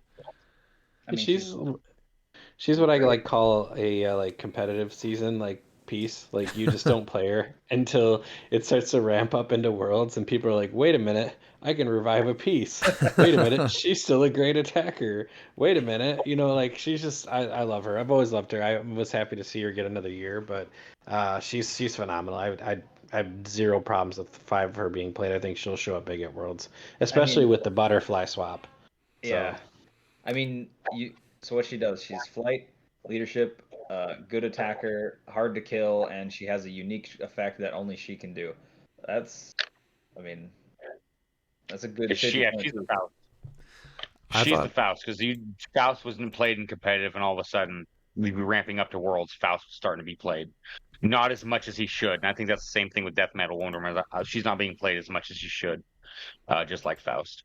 Well, I thought she was going to make a really good butterfly option, but I see a lot more people just main forcing her again. I think that there was like an uptick in her when Kongs were just running across and KOing stuff, so you had a chance to maybe not get one of your best pieces KO'd. But yeah, she's definitely back in force. I think just with her keywords of mystical warrior ruler, and with ruler being so big right now with Colossus, it's kind of an easy play. But yeah, she came back, I think, even going into what Origins, maybe she was starting to kind of ramp up play again. Kind of like what you were saying, Pete, where she's kind of like what'd you call her? A Competitive competitive. season piece. Yeah, where she's coming back. So I think with you the get away from it when it's not super big events, then all of a sudden you're like, wait a minute, now we got to get serious. Yeah, so I would expect even more of her because she changes games if you can't KO a piece, and or she brings them back. There's stop clicks involved and all the healing. So yeah, she'll be, I think, even more in force walking into Worlds, and she's way easier to get now because she, I think, maxed out at about $100 at least. And you can probably grab her. I don't know. She might have gone back up to like 50, but I think she was going down to like 20. I think she's like 20 now. Is she that low still? Okay. Yeah, there's so many of her out in the wild. I had 3 of her at the end of Worlds last year. I was like, okay, I don't know what to do with this. I won like I think 5 of them, and I gave them to people that were out here. Yeah, it was they were handing those out like candy. I literally found 2 on my shelf just the other day. So it's like, well, here's some extra ones. So yeah, she's really easy to get, and that's just an easy piece to throw on your team. It's just crazy good. So, the white shirt Scott Porter. So out of 24 teams, there were 19 of him played, and then the black shirt Porter, it was 21 out of 24 of the. So I think the Porters are obviously they're the best 50 points in support you can get. I would say outside of MOE, but I think it's also coming down to what people need. Like you can see Blackshirt being on more teams, I think, because he's cheap TK access, and he offers basically an additional prob, and he's a perplex. So I think it's depending on your build too and what you need. But and +1 defense and heal something every turn and support. Like they're better 50 points of support than the MOE swap is. They're the best 25-point HeroClix pieces ever made, and they should be. They're great. I won't miss them when they're gone, but if you're playing them, it makes sense to me. Why wouldn't you? Well, when I think of 50 points of support, that's the first 2 things I think of. I think of MOE swap, and I think of the 2 Porters. That's, I guess, more or less what I was trying to get at. Well, out of all 24 teams, there were only 2 teams that didn't even play a Scott Porter, so that's that's pretty big. So I'd expect him to kind of be on pretty similar as far as how many teams at Worlds. I would almost be interested in hearing from those people as why they didn't play them. Like, was it fatigue or not access or like what? Like, because that's pretty incredible. No. Like, you think of all HeroClix stuff, like you only had 2 teams that didn't play the Porters in the top 24s. Wouldn't it be 3? Because it was 21 teams maxed out with white shirts. So wouldn't that be? No, some played white instead of. Oh yeah. So most people played both, but there was a couple that played one or the other. Yeah. Like Miles mentioned something where it does make some keywords a lot better and playable, but the problem is that it still makes the really good ones even better too. So even though it helps keywords, I don't know. I cannot wait for them to be gone so they're not on every team and you can start getting more creative. It's the TK. That's the important part. Is that TK and Perplex is huge. Those rerolls are huge. The community tokens for the Blackshirt Porter, I think that's the biggest. Just taking that away, if you have a figure that has TK and Perplex for every keyword, and there's a lot of that's hard to come by for a lot of things.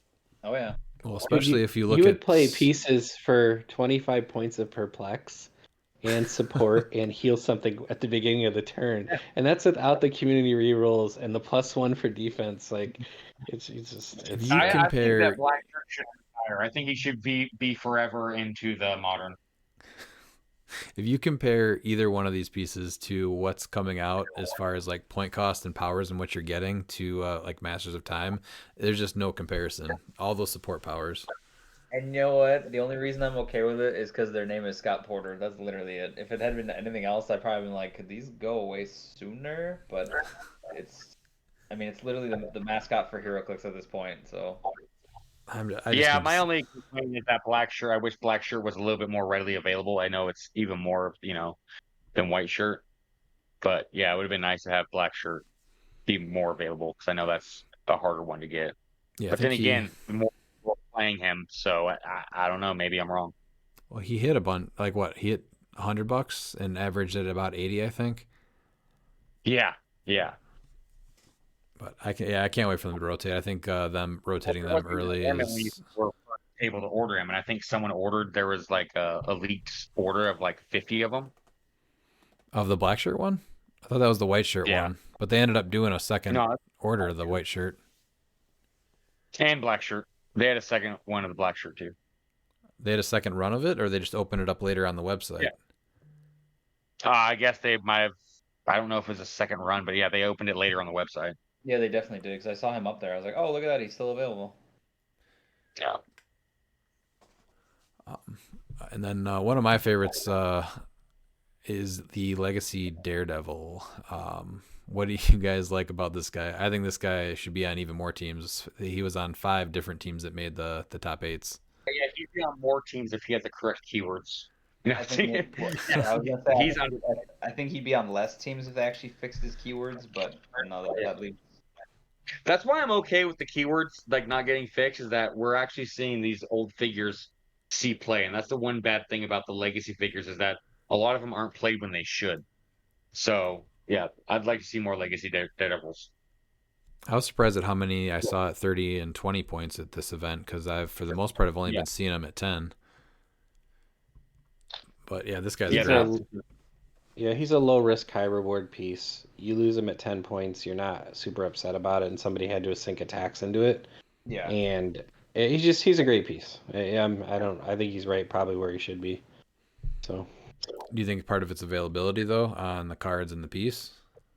Very true. That could be that too. It might be I hard definitely think that the legacy cards and pieces are always about availability issues. 100%. He did seem a little harder to pull than some of the other ones, and then trying to find because he was a super rare originally, right? Yeah. Yeah. So And the fact that I don't think EarthX like sold gangbusters because the chases weren't super impressive, and the set itself was kind of hit or miss as far as like the overall like what was meta. And people typically did not keep multiples of this guy because I think originally he was unique too, right? Was unique, yeah. Yeah. Yeah, so they took that away for the legacy version. So now that you can play multiples, I think hunting multiples down is not easy. Don't know why they did That was that, a but mistake that they didn't address, which was interesting. What's that, Miles? That was a mistake that I was surprised they didn't address is by making him unique again because we had that happen before with Legacy Thanos. They had ratted him to be unique. Well, they did say though that that they can change that kind of stuff too, like point values, the unique, all that stuff. Yeah. So it might not have been a Yeah, mistake. because they also made a figure unique that originally wasn't either because Eunice wasn't a unique and the Legacy was. Okay, yeah. So that's stuff that they did say that they would change here and there too.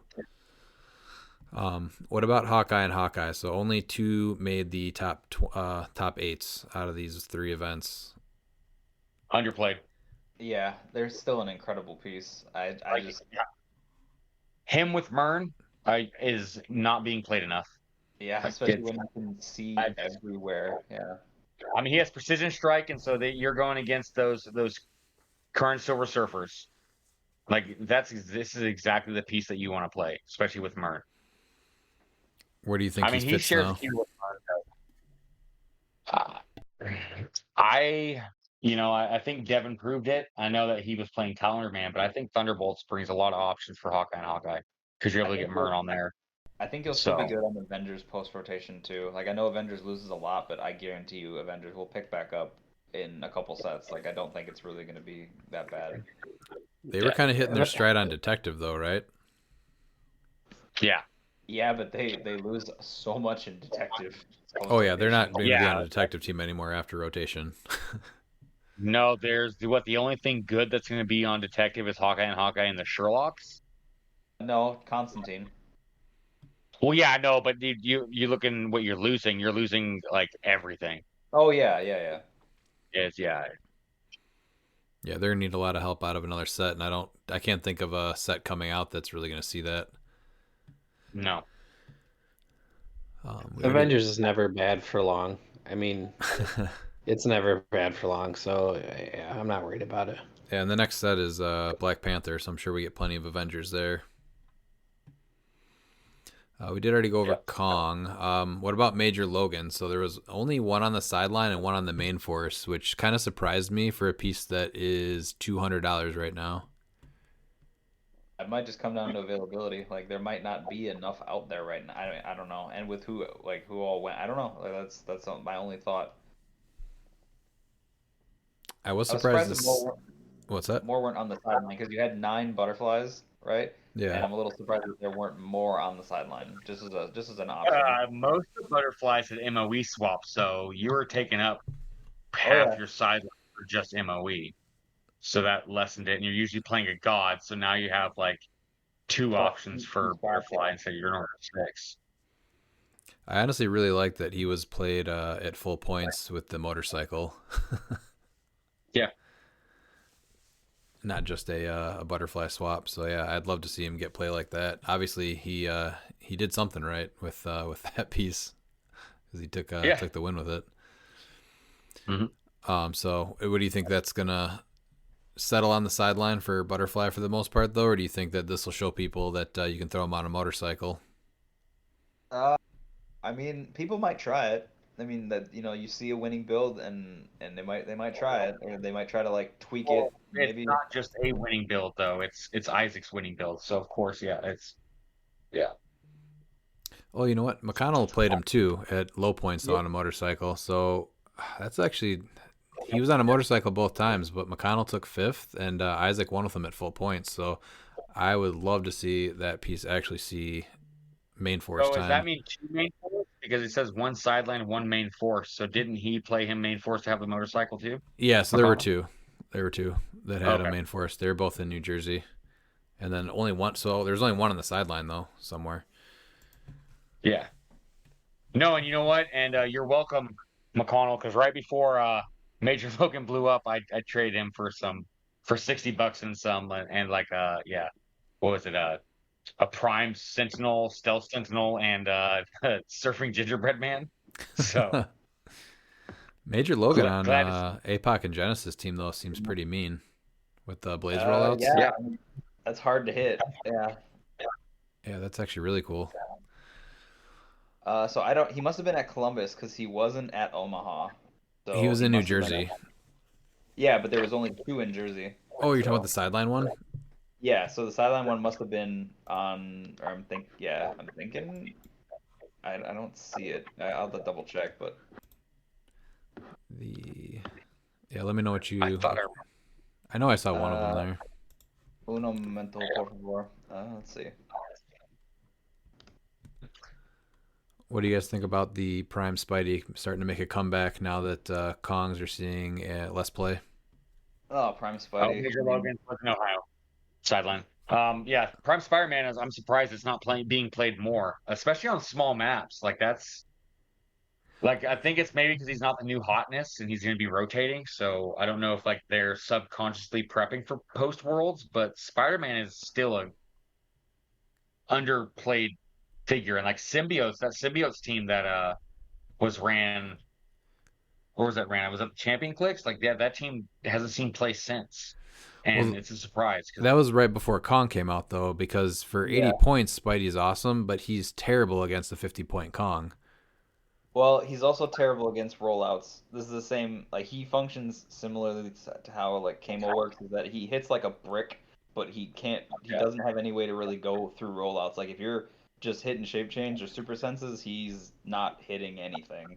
Yeah. So I think that's his drawback. Like he's very good, but he has that same weakness of he has no way to deal with that. So Battle Fury, but if you're on Battle Fury, you're on the back end of your dial and you're nervous.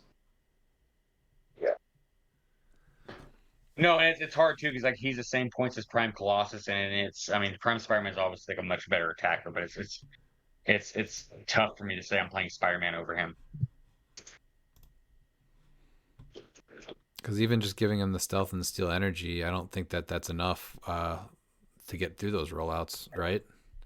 No, because no, you don't have precision. Like I said, if he's on Battle Fury, he's on his back end, and I'd be real nervous at that point because you're one outwit away from just getting hit and dying. He's just an efficient attacker that can get up to 4 attacks potentially in one turn. he's got crazy mobility, right? With the leap climb Yeah. in the place and his either between the charge or just like double actioning him to get him across the map and then do the crime fighting maneuver. So So do you think he comes back a little bit now after winning Ohio? Or not oh Ohio, New Jersey? he'll definitely see play, that's for sure. Yeah. I mean, I don't see why not. It's just where he fits in on a build is I think the biggest thing, and like that's that's the thing I'm thinking of. Is there anything that else can go on him besides the Black Symbiote to kind of counteract that? Like what, Colony maybe for exploit weakness? If you want that, yeah. I mean, that's not a bad option. There's not a good way to give out Battle Fury or Precision Strike very easily. So I think that, well, yeah, there's only a couple ways I know of for that. But yeah, otherwise, yeah, I would say Colony's probably a good choice. Otherwise, yeah, I'm not sure how well he deals with the some of the different meta teams that are out there right now. But if you're hitting your attacks and they're missing theirs, yeah, he's still doing some work. What about the 048 Ghost Rider? So we actually had 0 of them in Ohio, but 3 of them were in Nebraska, and they were all on the top 3 builds, and then 1 on New Jersey. Uh, he's just super consistent. I mean, I played him at Adepticon. He does he deals with a lot of the problems that you'll run into. Like he's like, oh, I don't care about Porter's Pulse Wave. We're just gonna be next to each other, and your Pulse Wave's not really gonna do anything as long as we have reducers. So or even our rollouts. So um, I feel now like he let's was see. everywhere at the Champion Clicks Open in January, and then Yeah, he started to see a lot less play pretty quick. Even at Rock Cup, I think he was on way less teams than he had been in the past. I think now he'll be on less builds just because of his. You can't deploy him that easily. Like without Blackheart, it's a lot harder to deploy him. But I think still what he offers for 70 points, like I mean, he's pretty tanky. Like, he's not easy to kill, and his ability to have extra powers with his pilot, and even like say put a god on him too. I mean, you've got a lot of stuff going on there. So, Are you still playing Ghost Rider on your team? oh yeah, Okay. Yeah, My, that's a live by the sword, die by the sword figure. that's fair. Rollouts. That is. I mean, you either go all in on that strategy or you don't. So hopefully your dice are good. Yeah, that's what he's always been. Because the games where he wins is usually because he gets all of his rollouts. Well, he's a little more protected of a rollout piece because you can't outwit Yeah. and you can't pulse wave it. So hmm he's great. He does something unique. It's what I always say is like I look for a piece that does something unique, and he definitely does that. I mean, he can change your team just by being adjacent. So yep. Yeah. And The, he deals with a lot of the problems in clicks. So it's like, hey, I don't have to really worry about pulse wave as much right now because of him. So that's a big deal, especially with the prevalence of White Shirt Porter. So And no knockback because he's a 1x2. Oh yeah. yep, Yeah. yeah, There's that's what I plenty of was gonna reasons to say. still play him. Is a lot of times what you'll see with him, and maybe this is part of the reason why he sees a little less play, is that you can tell the players that are a little bit better with their placement and how they can kind of use him to stop your other characters from getting like knocked back versus the people that just kind of throw them at you and they're like, here, deal with them. So I think maybe that's that's why why he saw a little bit less play, but yeah, he's still really that's good. why that's why I changed my team so that he doesn't have to do so much heavy lifting because like he's really good as an attacker, but when he's the one doing like the heavy lifting and being out front, he is much more vulnerable to death and just being like ganged up on. And that's you don't want that happening to him because you need him there for what he brings defensively. Yeah, I think it's 3-on-1 team though is hilarious, and so that's awesome to see. I saw that. I was like, what is this? Yeah. I don't know where that And one that's came all from. three that.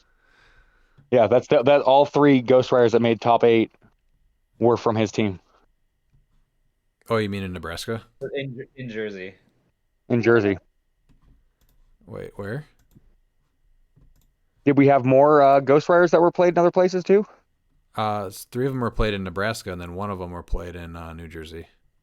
Oh, was it only one in Jersey? I'm No, sorry. he had 3. He made top 8 with 3 of them on Oh, his main force. that must have been in Omaha then. Hold on. It was Josiah, or was that below, right below 8th? Yeah, that's another one of those really weird ones that didn't have a Oh, number okay. that just made the Okay. Just I made the saw it at the list. bottom and thought, okay. Yeah, Yeah. where is that? There was That's Ohio, or was that not Ohio? That's Omaha, I think. no, it was Ohio. Omaha. It was Ohio. Oh, okay. It Well, was Omaha had probably one of the coolest builds though, with all the multiple men. oh, how did that one place? Not good. I was gonna Oh, say I okay. don't even see it. So That's all I heard. I asked, and they said it didn't place good. Oh, well, that sucks because it kind of was a good concept. Oh, it looks like he placed. Where are we? Oh, 10, 12, 14, 17th. So yeah, not very good. Okay, that's too bad because that was kind of a neat concept. Yeah, I was hoping for top 16 for that. That would have been hilarious. So another figure that I was really surprised not to see more of, and kind of has died down a ton, is World's Finest, because he did not get any worse. No, he's still No, really good. Detective. It's Detective itself that hasn't been seeing a lot of play, especially after Josafa put on, a show during Champion Clicks. Yeah, Not There just was, Champion Clicks. I think he also played it for Adepticon too, if I'm not mistaken. I think so. yeah, he Yeah. did. Yeah, Yeah. So it's just weird to see that. I think the only thing is, I think I go back to my Prime Spider-Man argument, is he doesn't deal with rollouts very well, and we are kind of like, we've been fluctuating between Kong, who's a different kind of thing, and rollouts, and he doesn't deal with that all that well, unfortunately. but even the detective team that made seventh place in Ohio didn't even have him on there. He's just not seeing the play he was before, and he's not Yeah. any worse than he was. No. No, and you put him with Hawkeye and Hawkeye. Hawkeye and Hawkeye has that precision strike, and he still gets the free attack and everything. So yeah, it's Yeah, especially with being 60 points, and and I think I would see it almost being an uptick in play with him Worlds because of Kong now with the change, because now he can just well, this penetrating. yeah, he doesn't do pen damage, but I mean, I still Yeah. think for 60 points, like what you're getting, like No, yeah, he well, hasn't been seeing the play. Kong can't kill him either, because No. he'll take a max of 1 damage. So Yeah. he's not like that was more or less what I was And that's a thinking. 20 defense up close too. Exactly, yeah, and with a really good super senses. Yeah. Yeah, so only one to make top eights out of those three events is very surprising. So I don't know if we're going to see Very. more going into Worlds, but the fact that Wait, he's underplayed is was there very really surprising. is there really only one? I thought there was a detective team that made it. Or my That's what I said. There There's a was. detective team, but They didn't played play him. Sherlock. Oh, but They played Sherlock instead of him. then it was two, because Antonio Clark also played World's Finest, so there should have been that's two then. No, the detective team did not play him. Oh, sorry, I'm sorry. They played. Yeah, they played Sherlock Holmes and over World's Finest. Wow. Okay, that would not. All right. So that was Hey kind of guys, I mean, does a detective beat- team play him? It beat Dan Powell and Swiss. So I mean Sherlock, because of Sherlock. So yeah. It's not to say that I- Sherlock's it- bad or anything. It's just it's surprising though that no, it's he's yeah, not it making is. it. Yeah, And like wasn't the I big guess yeah, the reason precision that strike has to be it. wasn't the big reason that Shaggy was on these teams was to break stuff Yeah, for that was all Amit's on the tomb. tomb. Yep. So yeah, just That might be part of it, is just the Amit's Tomb shenanigans, because now that that card's banned, it's But Shaggy's still great because he's got precision strike, and then you charge, and it's a flurry. It's flurry regardless. It's potentially 3 attacks. yeah. Oh, that's right. And he I'm hits surprised he's monster this slow. mystical. Yeah, he's still great. I'm surprised he's this slow. So And even more surprising, 0 legacy Green Lanterns made the top eights. I don't know if I saw any even at Ohio. I think that's just people still the knee-jerk reaction of Kong, because he's just 2 clicks and dies. Also, I mean, he's not readily available. Yeah. So it's only the usual. It's usually only the usual suspects that play him. Now, Pete, I know you picked one up and was going to play him. Are you thinking about that still, or do you think you're probably not playing him anymore? no, I'm still undecided what I'm doing, honestly. So I have like basically 2 teams I'm settling on. He's on one and he's not on the other. So Okay. Yeah, and if you're I not love using him, him. then I'll He's borrow. a very fun piece. I mean, he's Yeah. an amazing piece. So Yeah, and I didn't think I was going to play him. So if Pete's not playing him, then I asked him to borrow. So. I mean, he's great for 20 points. Like, he's super Oh efficient yeah. at what he does. Yeah. I think it's the squishiness factor that I Yeah. would always be concerned about with him. Yeah, between him and Jennifer Kale, they were both on my team for a long time, but they just, with the change in everything that's being played, they just kept dying so fast and so easy. So I finally, I took them off my team a couple months ago. And actually, who I traded him in for was, what's up? I was gonna say it, and you traded up to this piece that we're about to talk about. Yeah, so King Deadpool and Elsa Bloodstone, who this piece has been just awesome. So this was a great addition, but only one of them made the top eights. Have you guys got a chance to actually play with this piece yet? No, I don't have her, so I don't have them. This is way too low. This piece is phenomenal. I love this. I mean, they're just unbelievably good. I was on this piece like day one when we saw the reveal. I was like, "Yep, that's gonna be an amazing piece." And there was only one team that was potentially going to be able to cause it problems, and that was fixed with the errata. So yeah, she's being underplayed. I think even after rotation too. So I see a lot of people looking for her over the last week even. So I would expect her value to kind of start climbing here, especially leading up to Worlds. Yeah, $100 is crazy. Yeah, I bought one right off the rip when the set released at 100, and I'm like, I don't think the price has gone down. I think it's only gone up since then. And they're not easy to find. They're pretty hard. People are holding on to this one for sure. Yeah. What about the Prime Elsa Bloodstone? I've seen some cool tricks with her, but I'm still not super sold that this is like the Prime to play. Only one of them made the top eights. I know, Dan, you're pretty change her, right? Yeah, the trick arrow change did nerf her, but that's okay.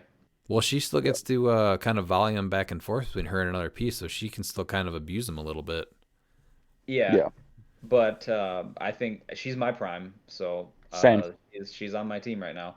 I think the outwit access, her being able to be carried and just make a free attack on something and then proc the trick arrows is still really strong. And she has precision strike, so not for nothing. It's only 2 damage, but I still think that's very, very useful for what she's doing. And she's not easy to kill. Like her defense power is protected outwit, and she takes a max of 1 damage from. And there was a pretty solid amount of equipped characters on the top 8 teams. So yeah, the only thing that hurts her is the viability of Prime Colossus. Yeah. Would you guys consider playing other weapon or equipment on her versus the trick arrows, or do you think that's just the only way to go?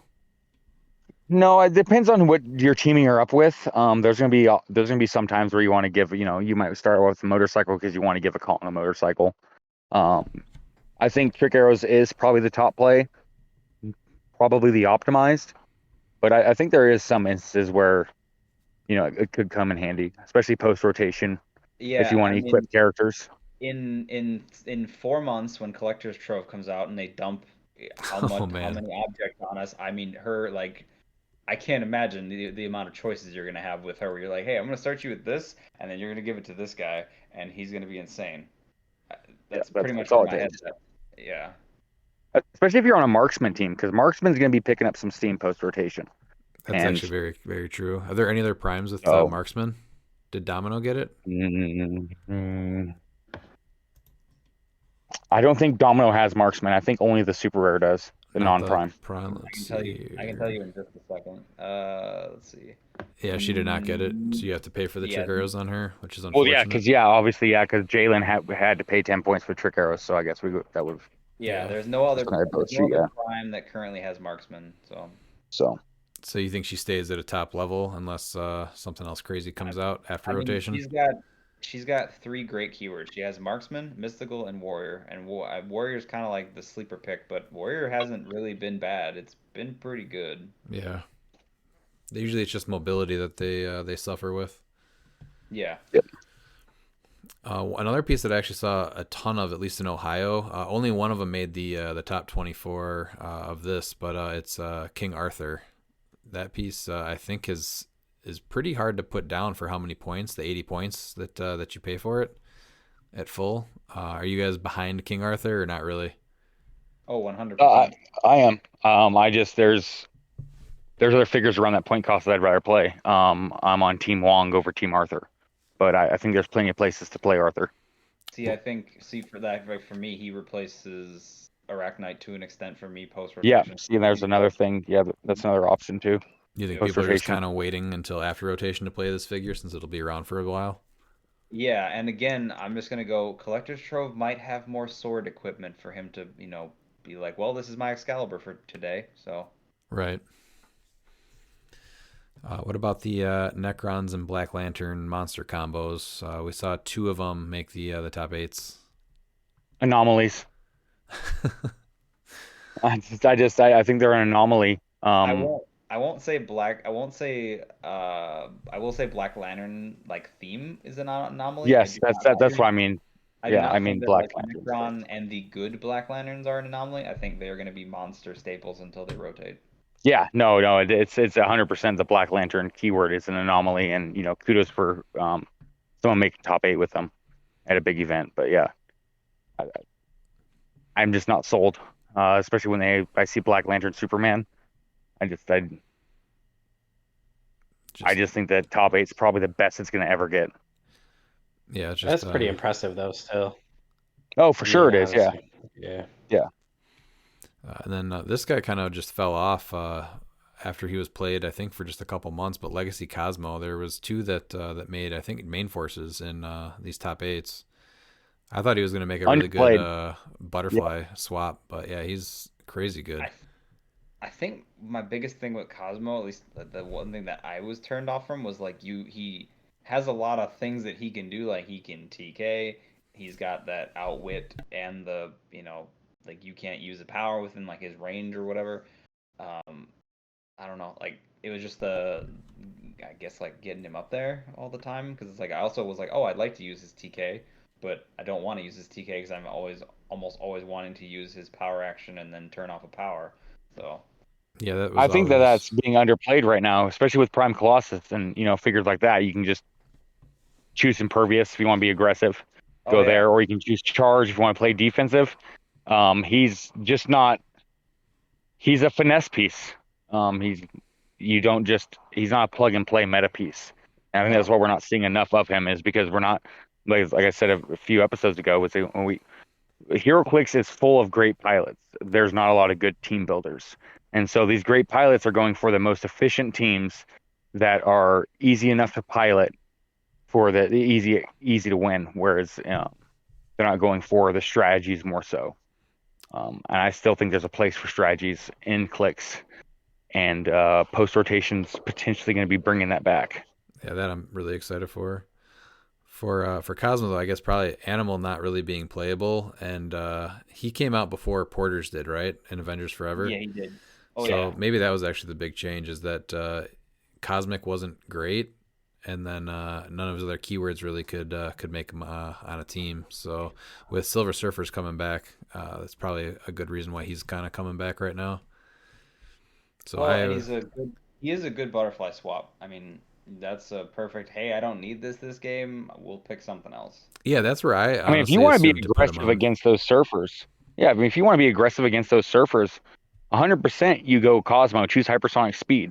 There's plenty of cosmic in there that you can use to even stretch out his range even further with Kraglin on cosmic. So there's ways to do it. Because cosmic is still extremely strong, especially because you have Space Ghost now and all that stuff.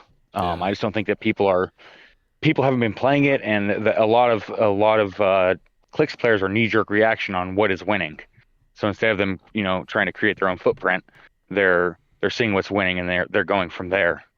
I think the biggest thing is it's also just it's not as easy to get your whole like if you're getting one or two attackers up there, I think it might just be also difficult to get Cosmo up there too to be aggressive to like shut off the power in order to take advantage of it. I guess that's my thought about it is that you really like Blackheart was the easy, hey, I can get, two figures cross map without TK and then you have another action to hopefully pull the rest of your team along with you. And without that, I mean, you really have to almost like sell out even to get a cross map sometimes. Yeah, I had Cosmo on my Dormammu red team, and yeah, it worked perfectly. But my team was built for that, so He's got but 6 I built range. I it mean, with you in don't have to mind. get him all the way across the board. He's No, great. yeah, Butterfly Swap's going to bring him back. That's my prediction. Yeah, and well, yeah, he's rotating too. So this is going to be his final modern run here, leading up to Worlds.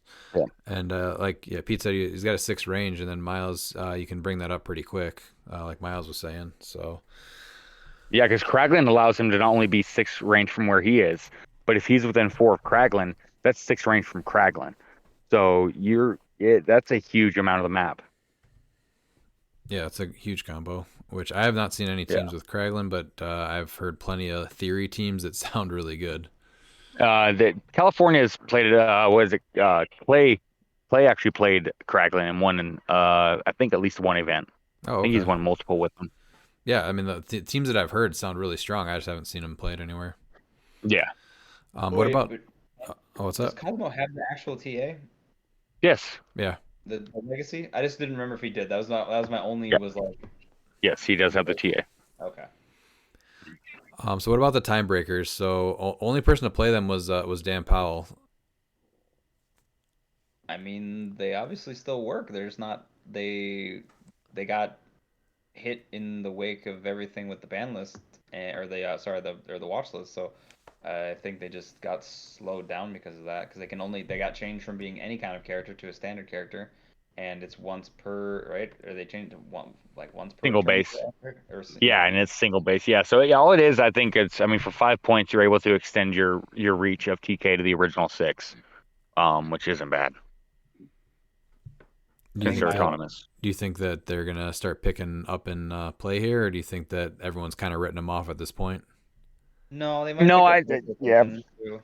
yeah. I think they'll pick up play just like I said for the reason if you have 5 points extra and you don't want to play the Nifty Traffic Barrel. I mean, you're crazy, but you want to extend your TK. I Yeah. mean, people still might be hesitant just because of like Kong and them being 5 points, and now you're down 10, 15 points easy, like quickly, Yeah. because they're only I think they're only one click, right? Or they're two Yeah, maybe? yeah. They're only one. No, they're one click. Toughness 16 with one click.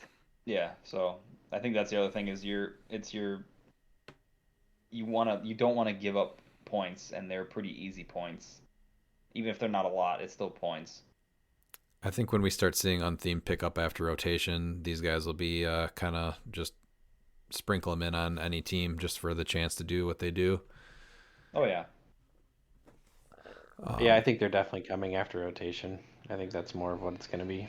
Yeah, they just don't fit right now, and that the timebreaker pog is just way too scarce to get. They just have not gotten the chase retail boosters out yet, like they should have. What about Prime Absorbing Man? That has seen a huge uptick in play lately. A lot of people just aren't fitting primes even onto their teams. So out of all the top 8s out of 24 teams, 9 of them had Absorbing Man. I mean, it makes sense. I mean, if you're not playing a prime on your side on your main force, I mean, why not play Absorbing Man? Even if you're not even bringing him to main force, the fact that he makes your opponent think because he doesn't want you to bring him on there, so he's going to be potentially, taking extra actions to try and move the markers when you really don't care.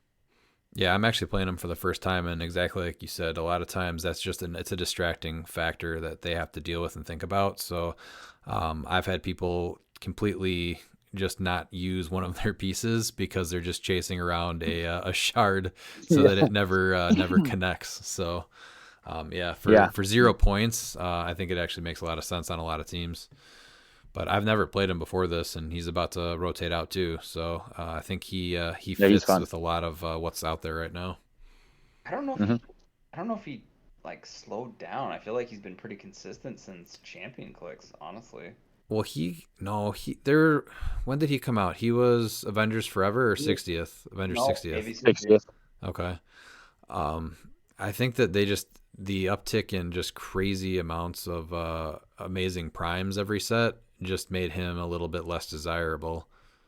Yeah, Well, and small map only now too make him huge because it's that much easier to bring him on the map. Oh, that's a good too. point. Not having to worry about bigger maps. Yeah. Yeah. Yeah. I was only thinking of like you said, if you weren't playing a prime, he's easy to just sideline. Done. Yeah. But after the announcement that it's small maps only going forward, knowing you're going to kind of almost makes you think that he's a good play no matter what. Yeah. Unless you're playing Colossus, or another team that you built around a prime. Yeah. What about? He's great. I mean, he just fits on non-theme teams if you don't have a prime, and he's a chance to bring in a really, really great piece, and he's distracting, and it doesn't surprise me he's getting played this much. I think it'd be interesting because he's going to go away after Worlds, right? Yep. Yep. He's Yeah. gone. Here we go. So I would have Mhm. think it would have been interesting with the new sideline active primes like Etrogen and Reverse Flash, what would have been the ones people reach for if they were all active at once. But we'll see. I guess in silver. So. Now, Pete, is he on either of your two teams that you're looking at playing? Because I know you picked one up just on the off chance that he was going to make a team. I actually did not pick one up. I had the mayor send me one because I was looking for one, and it was a very nice surprise. And this is why he will get my vote in the upcoming HeroClix election. I can be bought, just for the record, community. Yeah. So Not anymore. I purchased him, so don't even try. yeah, so he is on one of the two. I mean, I'm basically down to like mystical or monster. Like, so I don't. I mean, I'm not gonna, you know, my teams aren't gonna necessarily be what everybody else would play, but it's mystical or monster. And on the mystical team, I'm looking at the prime I would play instead of him would be Brother Voodoo. I just think he's so phenomenal. good. Yeah. Yeah, and on the monster team, there's no prime, so Absorber Man goes on the sideline. I'm surprised that Lilith didn't see play like ever. She might post rotation, but she's tough, and I think the It's problem the points. Yeah, it's the well, points you give up. no, I think it's also the porters too. She's an Yeah. amazing support piece, but with all the porter mods, that 19 just it doesn't matter. Like I'm a 13 on your 19 or a 14 on your 19. Like it's Yeah, that's true. she's not hard to hit, and like her mastermind is okay, but yeah, I think that's her biggest drawback. She might pick up post rotation. I could see it. I liked her. There's too many primes to pick at this point. But Domino, which is one of those primes, I expected her to see a little bit more play at least, and only one of them made the top eights. But Jalen did a really cool thing. I know we kind of touched based on it a little bit, but the big thing with her is if you get her to her smaller or not smaller her stop clicks, when she does those trick arrows, she's able to actually trigger her celestial shot off of the every time she hits with those. So he was able to actually roll that d6 when she hits each time, which that was pretty mean. So I actually like that combo quite a bit. That seems kind of devastating. You're just suddenly getting hit twice a turn maybe with that, and you're like, what do I do here? Yeah, so I think this is a piece that I honestly thought she was gonna see a little bit more play right out of the gate. So I liked what he did with her. He's from the same set though as Colossus. I think that's why. Yeah, everyone's kind of hot on him right now, so I guess that makes sense. Yeah. She just is a very different play style type of piece. So this is a little bit more of like my style. So I thought it was really cool what he did with her. The trick arrows on her, right there with you. Being able to mastermind to her. She still has that amazing rollout, and then you get to do that D6 roll once she's on those stop clicks, and then with the black shirt porter kind of balancing where she is on those stop clicks. I like that combo quite a bit actually. But yeah, only one. Well worth 80. Yeah. She not for nothing. She was anti-rollout too, because she's got the damage bar her whole dial, where it's you can replace that single D6 roll. I'm just saying it is an option. It's not consistent, but it's an option. Well, it came in big for him. I think it was I think I had a 6 on a willpower, and he rolled it, and I hit the 6, and he rolled and hit a 1. I think it was. So he replaced my 6 with a 1, and I couldn't clear that turn. So it's pretty good. It'd be cool to see her. Yeah, if she's able to see an uptick in play, potentially we're looking at adding another figure with the Doom from the Avengers Gala. So I think that'd be really cool.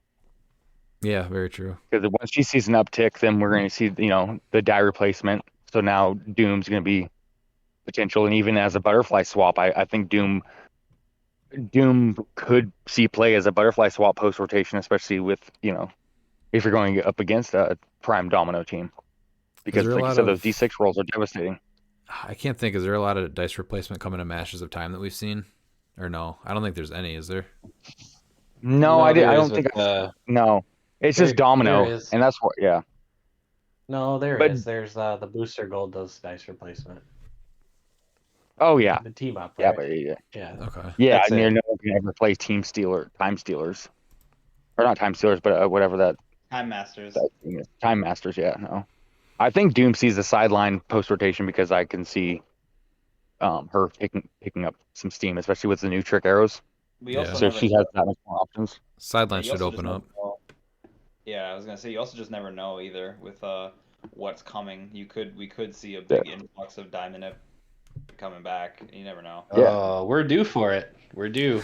I mean, if people are if people are trying to prepare for Worlds, if you have a sideline spot, I think you put the drip doom on the sideline because I you think you might just not. put it for the outfit. I mean, Well, of forget. course, yeah. That's not only the outfit, but I mean he's going to help your team because I mean you might just have that matchup where they go, I'm not going to play against Prime Domino, and then you have those 3 games in a row where you play against the one figure you didn't think you were going to play against.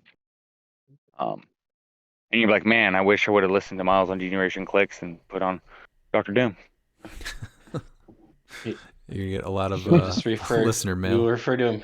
Yeah, we'll refer to him as Lord Drip from now on. Yes, Instead of Lord Drip. Doom. Yes. It's not Dr. Drip, it's Lord Drip. Okay. All right. Yes, Lord Doom, Yeah. Doctor Drip, Lord Drip, however you want to do it. Okay. So Now, Victor Von Drip. Pete, your girl Saturnine made 2 teams that made the top 8s over the weekend. Did you see that? she's phenomenal. She was She's gone 35 points. for a good year. Well, you played her. She- Oh, you played her at the 2v2 though, didn't you? No, I played her at Rock Cup, but that was on a 400-point team. Oh, okay. But I mean, she's just great for 35 points. Like, Yeah. TK, I get to adjust my attack roll. I mean, it's all like good stuff. And Oh the no, tarot she's great. shenanigans. Yeah. We've seen her do work many months. Yeah. You're not wrong. That's and I'm not gonna lie, and with the mystical months get start built with 35 points. It's just what comes with Saturnine. So yeah. Yeah, so I'm happy that she's actually coming back too, because that was a great piece. That she was on a ton of teams on Mystical. I think for the first year and a half she was out from the X of Swords OP. Yeah. Yeah, and she's, I mean, upcoming, like, there's things in Silver where I just don't know how she's not on every Silver Mystical team, to be honest with you. Well, yeah, because Silver. now she's retroactively getting the tarot card keyword too. So Exactly. Yeah. Well, she'll be 35 points for silver build. So yes, I don't see why she won't ever. So she is almost a must play.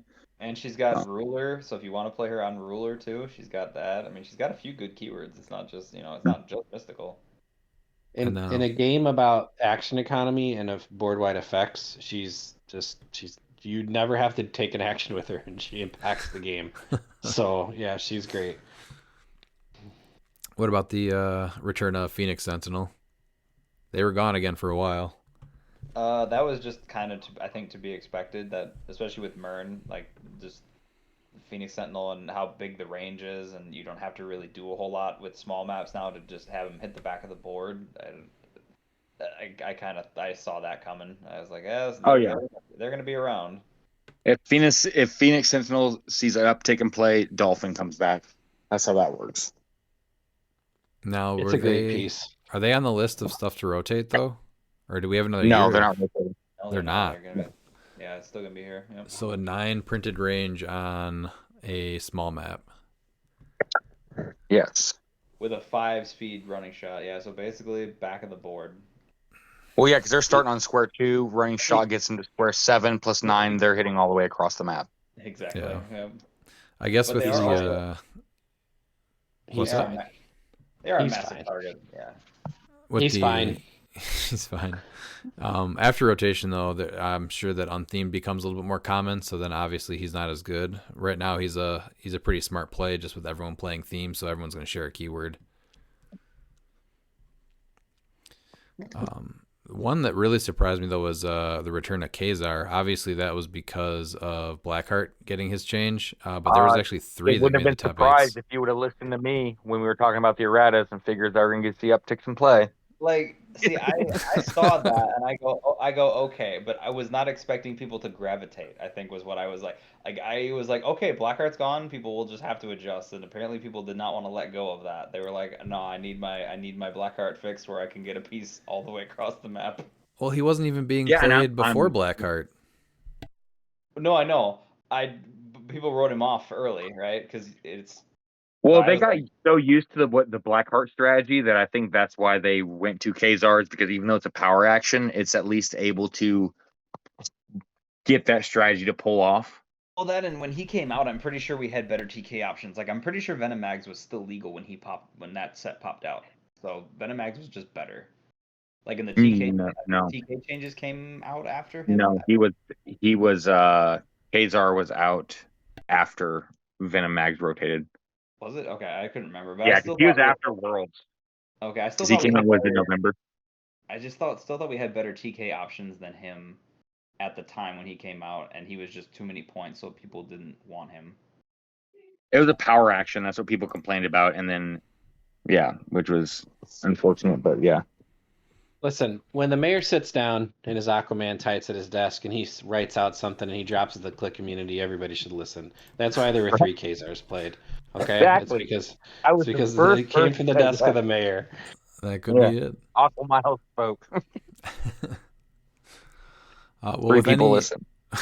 with any event, a lot of times there's rulings that come up, so we do like to try to point those out so that everyone kind of knows how they go. So they're let's see, come on.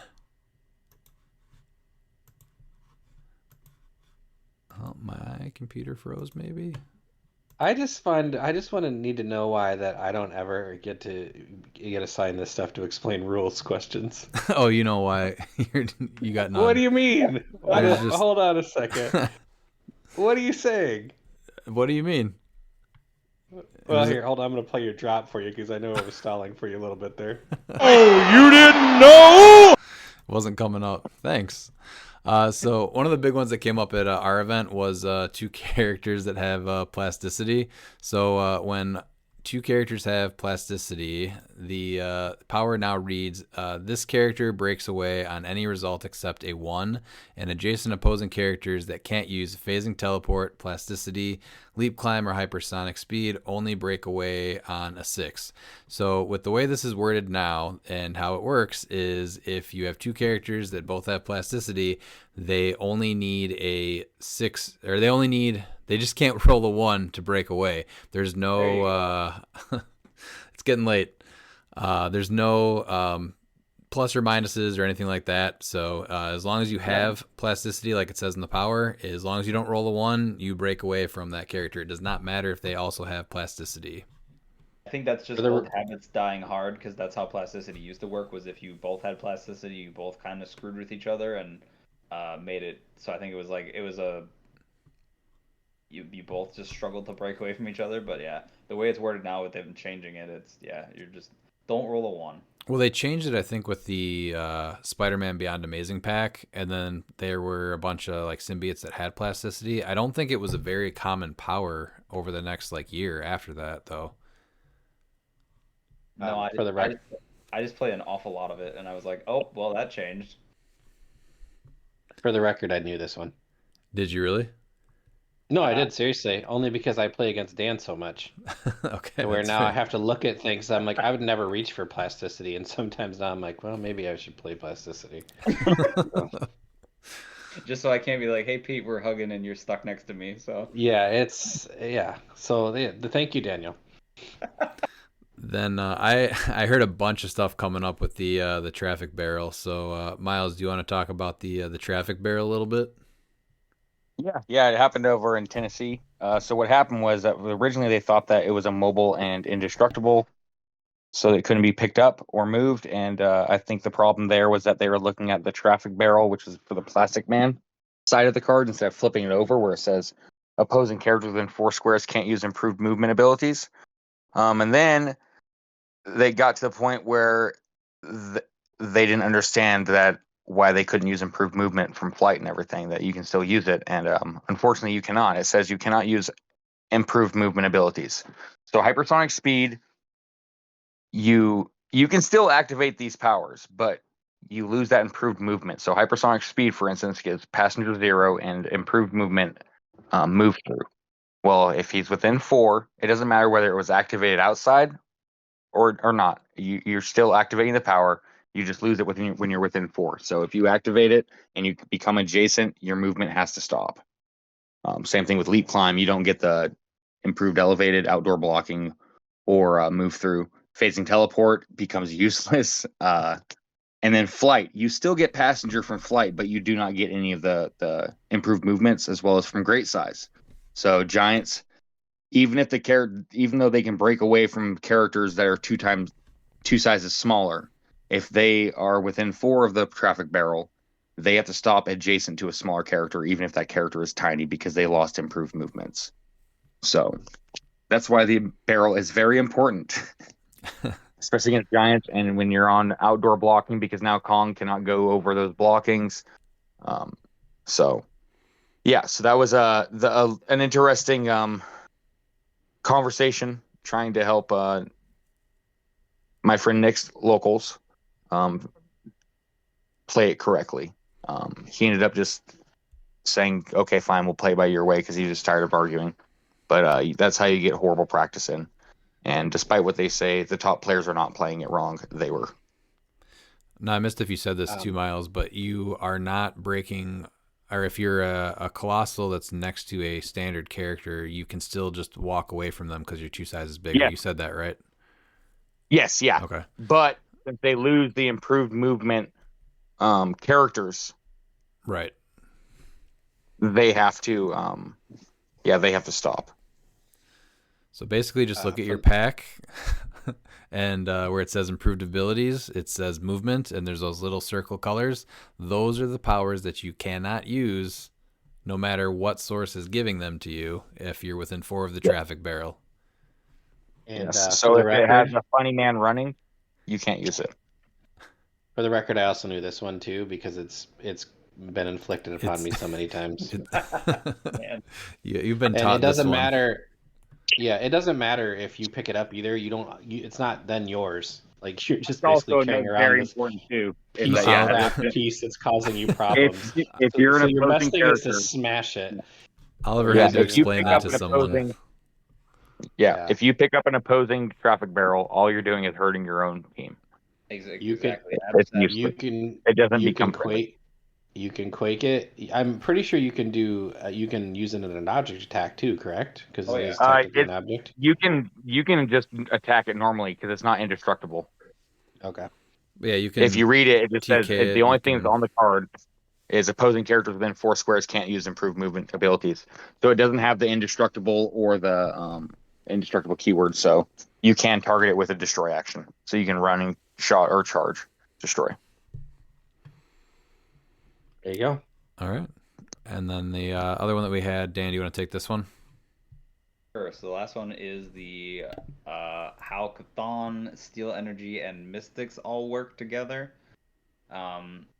So starting out with Chthon, he reads. So it is his sideline actor trait that we were worried about here. So it's the beginning of the game. You choose a character. He gets to buff their stats. But then when that character is given an action token, if they're not named Chthon, you deal them 1 unavoidable damage. That is important for like the steps of like why this works the way it does.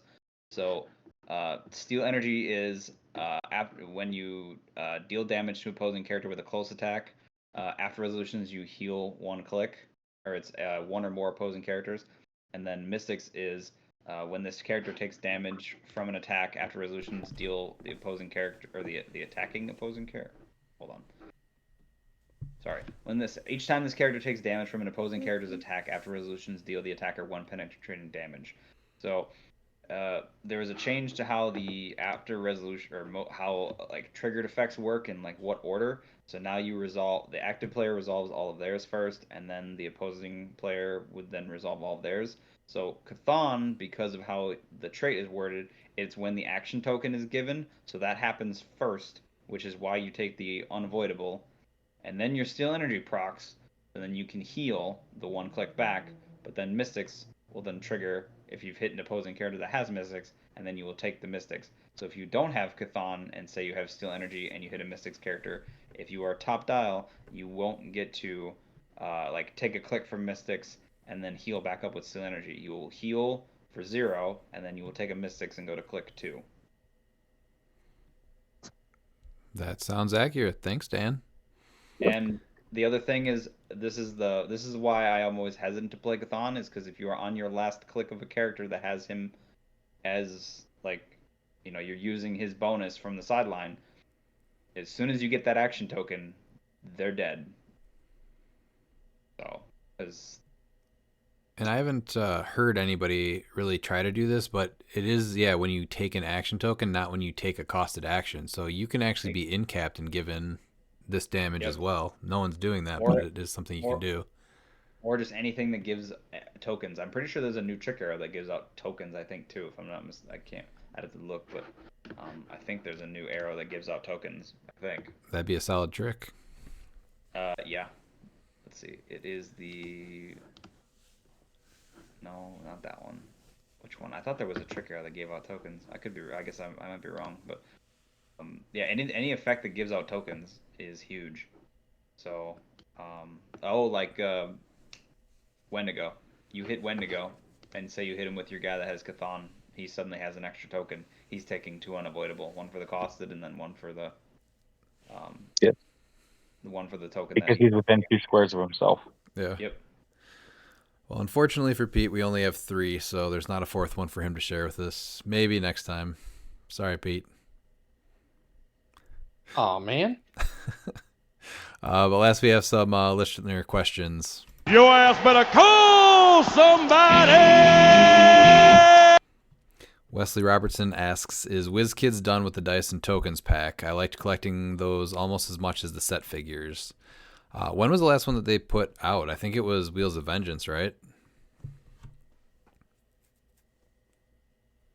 Think so?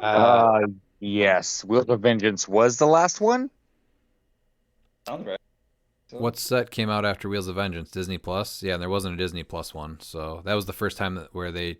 It seems like what they did is they are doing the... what are they called? The retail chase boosters now with the ridiculously oversized dice and then the incredibly hard to collect bystanders. So I would be fine with both of those things instead of changing to the retail chase boosters. I like the regular sized dice. I am a completionist. I like collecting stuff, so I would absolutely get one of those sets every time it came out with a new set. So that's actually something I liked and enjoyed looking forward to collecting, getting those bystanders on the back. I think the retail chase boosters are a very cool idea. They're just incredibly hard to get your hands on, especially when they have 16, 17 different bystanders to get. Yeah, and you only get 2 of them, and there's some of them that are duplicates. So I know we saw duplicates of Timebreaker. Which, that's a rough problem to have, right? Getting 2 time breakers. But the problem is, but you can't even get these for most people, too. That's the main problem with the chase booster, that you have to be running from a store. And as much as local play is picking up, it's still hard for a lot of people to have a local. So... Well, they're supposed to be handing these out for the stores that just make their own events, but depending on how you hand this out, sometimes the first place player just gets the chase retail booster. Otherwise, some stores are just opening them up and you kind of snake draft them. So it's very hard to get your hands on these things as far as to collect them. So I definitely liked the old style where you just pre-order it with your local store, you get it, and then that's it. But at the same time, I do like the ideas of the retail chase boosters. I just don't like how exclusive it is and hard to get. Dan or Pete, what do you guys think about the Dyson token packs? Do you miss them or not care? Honestly, I stopped collecting them. Yeah, I'm pretty indifferent. I never really collected them, to be honest. Yeah, they're cool. I mean, It's a collectible game, so I know that you really get into the collectible stuff, and that's fine. I did buy them based on kind of more of like what the bystanders from the set were on, more Yeah. than anything. But I mean, yeah, I kind of gave up on it a little bit with that stuff because it's just more stuff I just have to store or find. So that's kind of why I went away from it. Which brings us on to the next part. So as rotation hits, how do you sort and organize your figures and cards? Pete, you just kind of throw all your stuff under the couch, right? Yes. I this is a great question because I'm really trying to figure this out to do better than what I've done because I'm like 3 sets behind from organizing. Like stuff is just getting piled up in my basement as we speak. And we are on the verge of Worlds in a new set, so that'll be awesome when I actually have to sit down and do this for like 2 days at some point. But I typically I put cards into binders, and then I just put pieces into essentially kind of like card boxes, and I write on the card boxes and stick them down on the bottom of my shelves. But my shelves are starting to get filled up, so I got to figure something else out here. So I do something that haven't seen anyone else do. I get the 3 drawer storage, so that way they're stackable. I sort them through commons, uncommons, and then when I'm doing my bricks, I have my rares, my chases, and my primes, and my super rares in the bottom. And then I am able to stack my cards together based off the rarity. And then I have them in a bigger plastic sleeve that I just tuck into the box. And so, yeah, I can fit each set is roughly at least one of them because I get the bigger drawers. So, yeah, I mean, I'm able to stack them pretty high. I think I can go 9 high in my closet, and then I can go another 4 across, so that's 36. So That's pretty good. Do you have a lot of silver stuff, or do you keep modern? it's mostly modern because like the silver stuff I have since I left the game for so long is just they're just random pieces that are just like I'm still sorting through them. It's when I'm these newer sets that I'm getting like a case or plus of that I sort through and put them into these organizers. What about you, Dan? I'm probably the weirdest one out of the bunch because I have like a very eclectic collection. Um, so I kind of just store things by keyword for the most part, or like stuff that generally like fits together in my head. And then all of my cards are in hard sleeves, so like even like an uncommon or a common is in a hard sleeve. Uh, so I have that. So I pretty much store everything that way.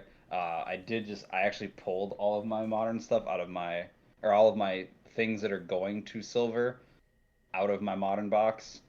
So my modern box is really light now, and then um, had to buy. I need to buy more storage for my non-modern items because that's picked up a little bit since the modern or our monthly game now. So Yeah, I've seen your collection get quite a bit bigger over the last year, I think. This year specifically.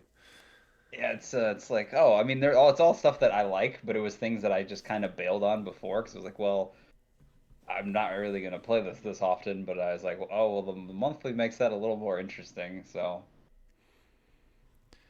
I'm kind of a completionist, and I am super organized. So I have a separate like shoebox style cardboard box thing from BCW that I have for each single set. Like I have a different box for Marvel Iconics, DC Iconics, all that stuff. Silver equipment. It's incredibly organized, and even at the beginning of this year, I got bigger boxes for each set. Reboxed some of those things. Got a new metal shelving thing to put them all on. So I redid everything earlier this year and got like a label maker and all that. So I'm incredibly organized, and it's pretty easy to find anything I'm looking for really quick. So the cards are all in separate sleeves in each individual box for the set.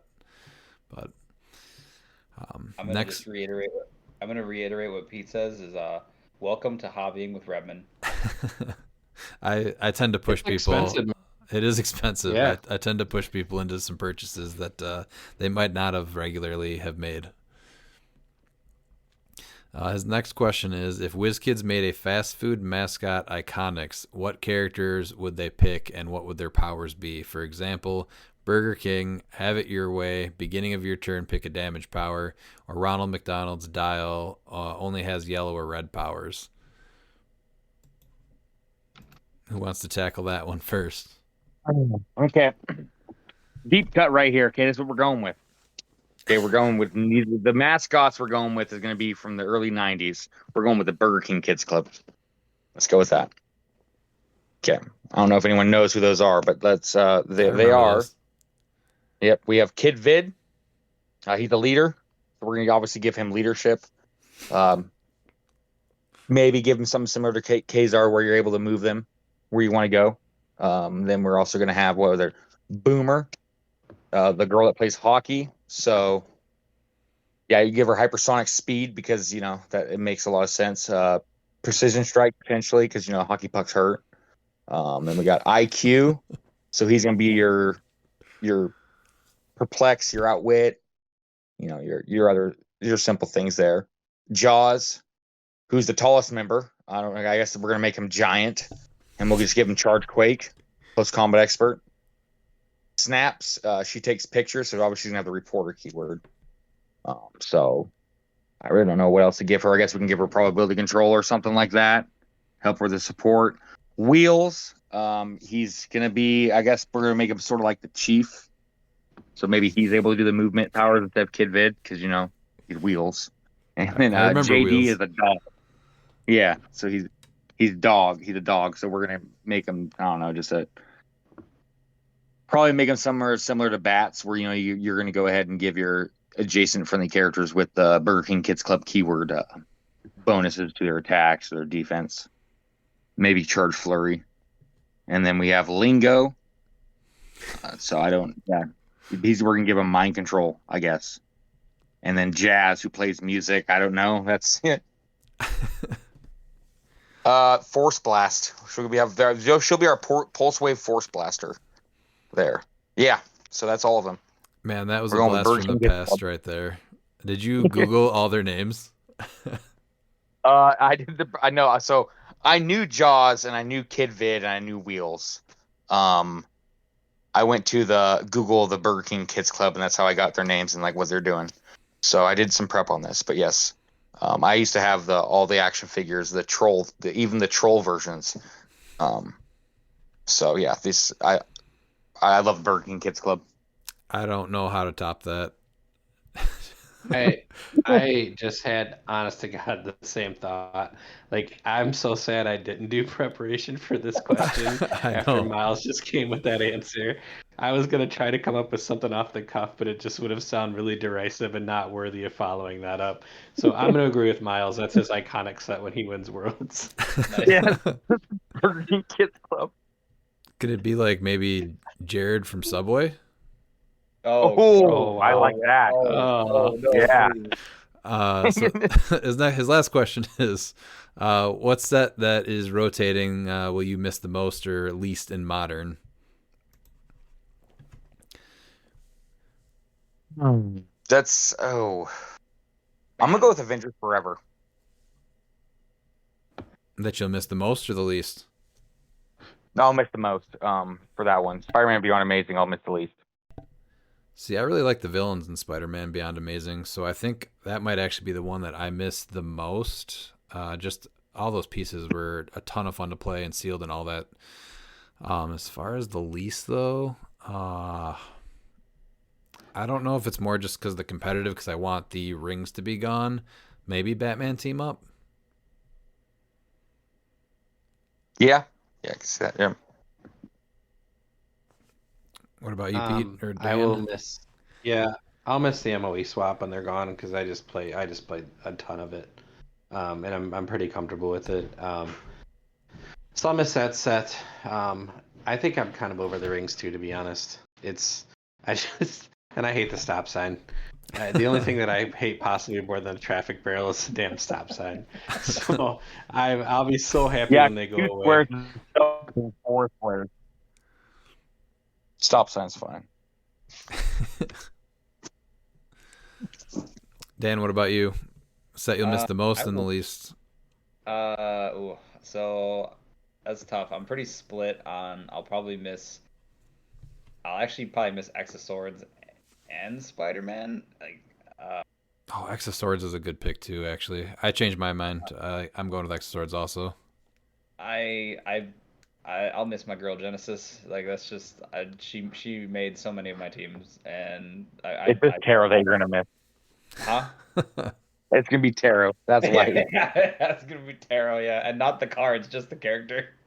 Yeah, just the character Taro. I mean, Beyond Amazing. I mean, I play Madam Web a lot. I mean, I play all the Spider-Man quite a bit. So Venom Thanos was like another one that he was always like, I was so excited when he finally like saw some daylight in Modern. I was like, oh, cool. This is like, I knew he was good when he came out, and he finally found kind of a place. So that was cool. As far as like least, man, I don't know. Like least is kind of just I don't like I guess the all the ring shenanigans with BTU just because it's literally been boiled down to just the indigo or sorry the Sinestro core ring that's about it. I mean I don't really have like a least I don't know the one that There's not a set that you're just like I'm glad that that's gone.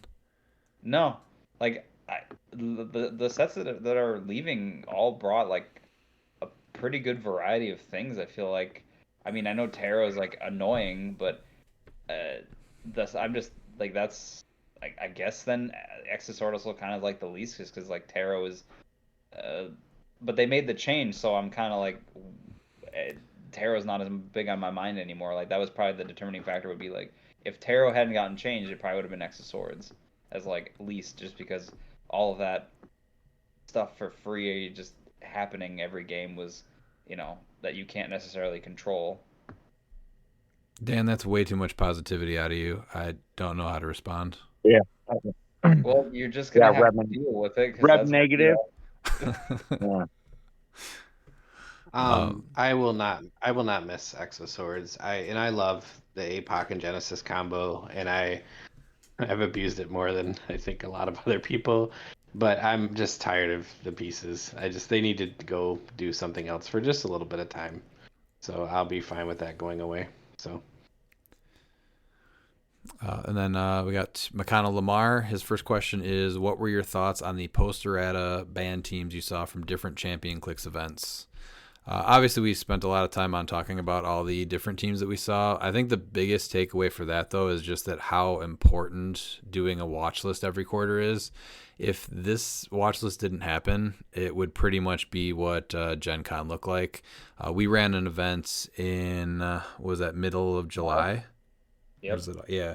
And it was single Kong, double Kong everywhere. And he's a fun piece, but it's any piece that's just running rampant and it's on 90% of the teams. And it's just something that I don't like to see. It kind of just ruins what.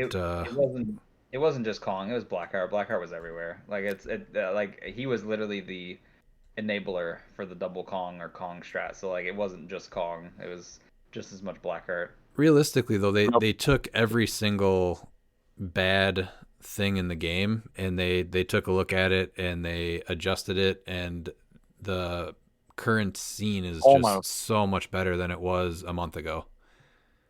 Yeah, Surfer could have seen an adjustment. That's really my only complaint. That and the map. Put the map back on the list. Yep. Yeah. The map is fine. The map is fine. Quarterly, this just shows you that quarterly errata list needs made. And I know people are like, oh, that's just no. That's how competitive games need to be played. You don't want to make it stale. Does that mean that it's impossible to have other figures playable? Of course not. But it's encouraging people to not try something new. And so you have this game that has, let's say, 500 game elements that are playable, not playable, but just that are legal. And every team's playing 6 of them. That just seems, a little skewed, and yeah, sad. I mean, yeah, and that's what we had, and yeah, it's exactly what we had. I most other major like competitive games that I know have a monitored like bench restricted list, so I don't really see that as being a problem in this game. Like I definitely think it should be a more consistent thing of hey. We're gonna look at it. It's quarterly is fine. Like 3 months is okay. That's not too long of a stretch where I'm like, all right, I've been getting bullied by this piece for months, and it's getting old, you know. And if they I'm were just gonna go to my doing, left. I go to a store and they say, "Sorry, this is how it's played." And I'm like, "I bought this figure. This is how the card reads. I'm out." I mean, if you wanna take the ultimatum approach, go for it. For sure, no, no, it's definitely needed. Yeah, I mean, if I'm this was glad something that that we was have. going on when Silver Surfer first came out, then it probably would have fixed that from then. But I think, did they even do one at all in 2023? Not that I No, that I remember. So they said they're going to return to a quarterly watch list, and that's I think just the best thing to do. So you I can will see what's I that? will admit I'm happy that I'm happy that a bunch of different game elements hit the list. Like the map thing is a little short-sighted, but it was nice to see like no, it didn't matter what the game element was. It was nice to just see uh It was like all acknowledged. yes, exactly, because I feel like in I would say like even a couple years ago, like other game elements wouldn't have never even made the list. Like it was always just figures. You or know what I be mean? touched. Because Yeah. what was it? 2 years ago, we had that huge watch list, and the only thing touched was Legacy Thanos. Scarab was untouched. Maggot was. Sky Tyrant was. Like everything was untouched except for Thanos. Yeah, they seem I to mean, be a little bit. Sky Tyrant's fine. The Quake change really nerfed him, so I mean that's like he's literally fine. But He yeah, is I have to fine, say Dan. He is fine. I'm trying to stick up for Bird Boy, and I used to not like Bird Boy very much. So I just think they need to be consistent. If yeah, they're gonna say they're gonna do this, then just say it and do it. And I think it's good if it's done as well as this last one. And you're gonna always have people disagree with certain stuff. But if it makes the game more open and more fair, then I like it. I mean I abused Blackheart, and I knew how like not balanced that was. So I get when he got adjusted. I'm like, well, I knew that was probably coming. Yeah, they're definitely turning it up a notch on like how they're approaching the game, all for the better. So I'm very optimistic that it's going to continue. Oh yeah. What are the top three things players should be looking for in 300 Modern Age? I'm guessing he's meaning going into Worlds. Yeah, that's what I'm thinking. I think one of the bigger things is a lot of the pieces that return, kind of like what we were talking about with these pieces that we haven't seen for a bit that you might forget what they do, like I did with Hey, Apocalypse. Black, um, and you played that piece religiously for like when he after he came out too, and it was like that's kind of funny, but I get it if you don't see well, the then piece he, for a while. yeah, this is going to be his third Worlds, I think, right? Yeah, it'll be number three. Yeah, so yeah, I played him that first Worlds, and then I really haven't played him ever since. So it's been a while. Well, didn't you play him for the Champion Clicks event too, or am I wrong? Um, I don't think so. Which year? Uh, 2023, right? Yeah. I think I played Mystical in 2023. Oh, okay. I couldn't remember. I thought you played him at one of or a couple events.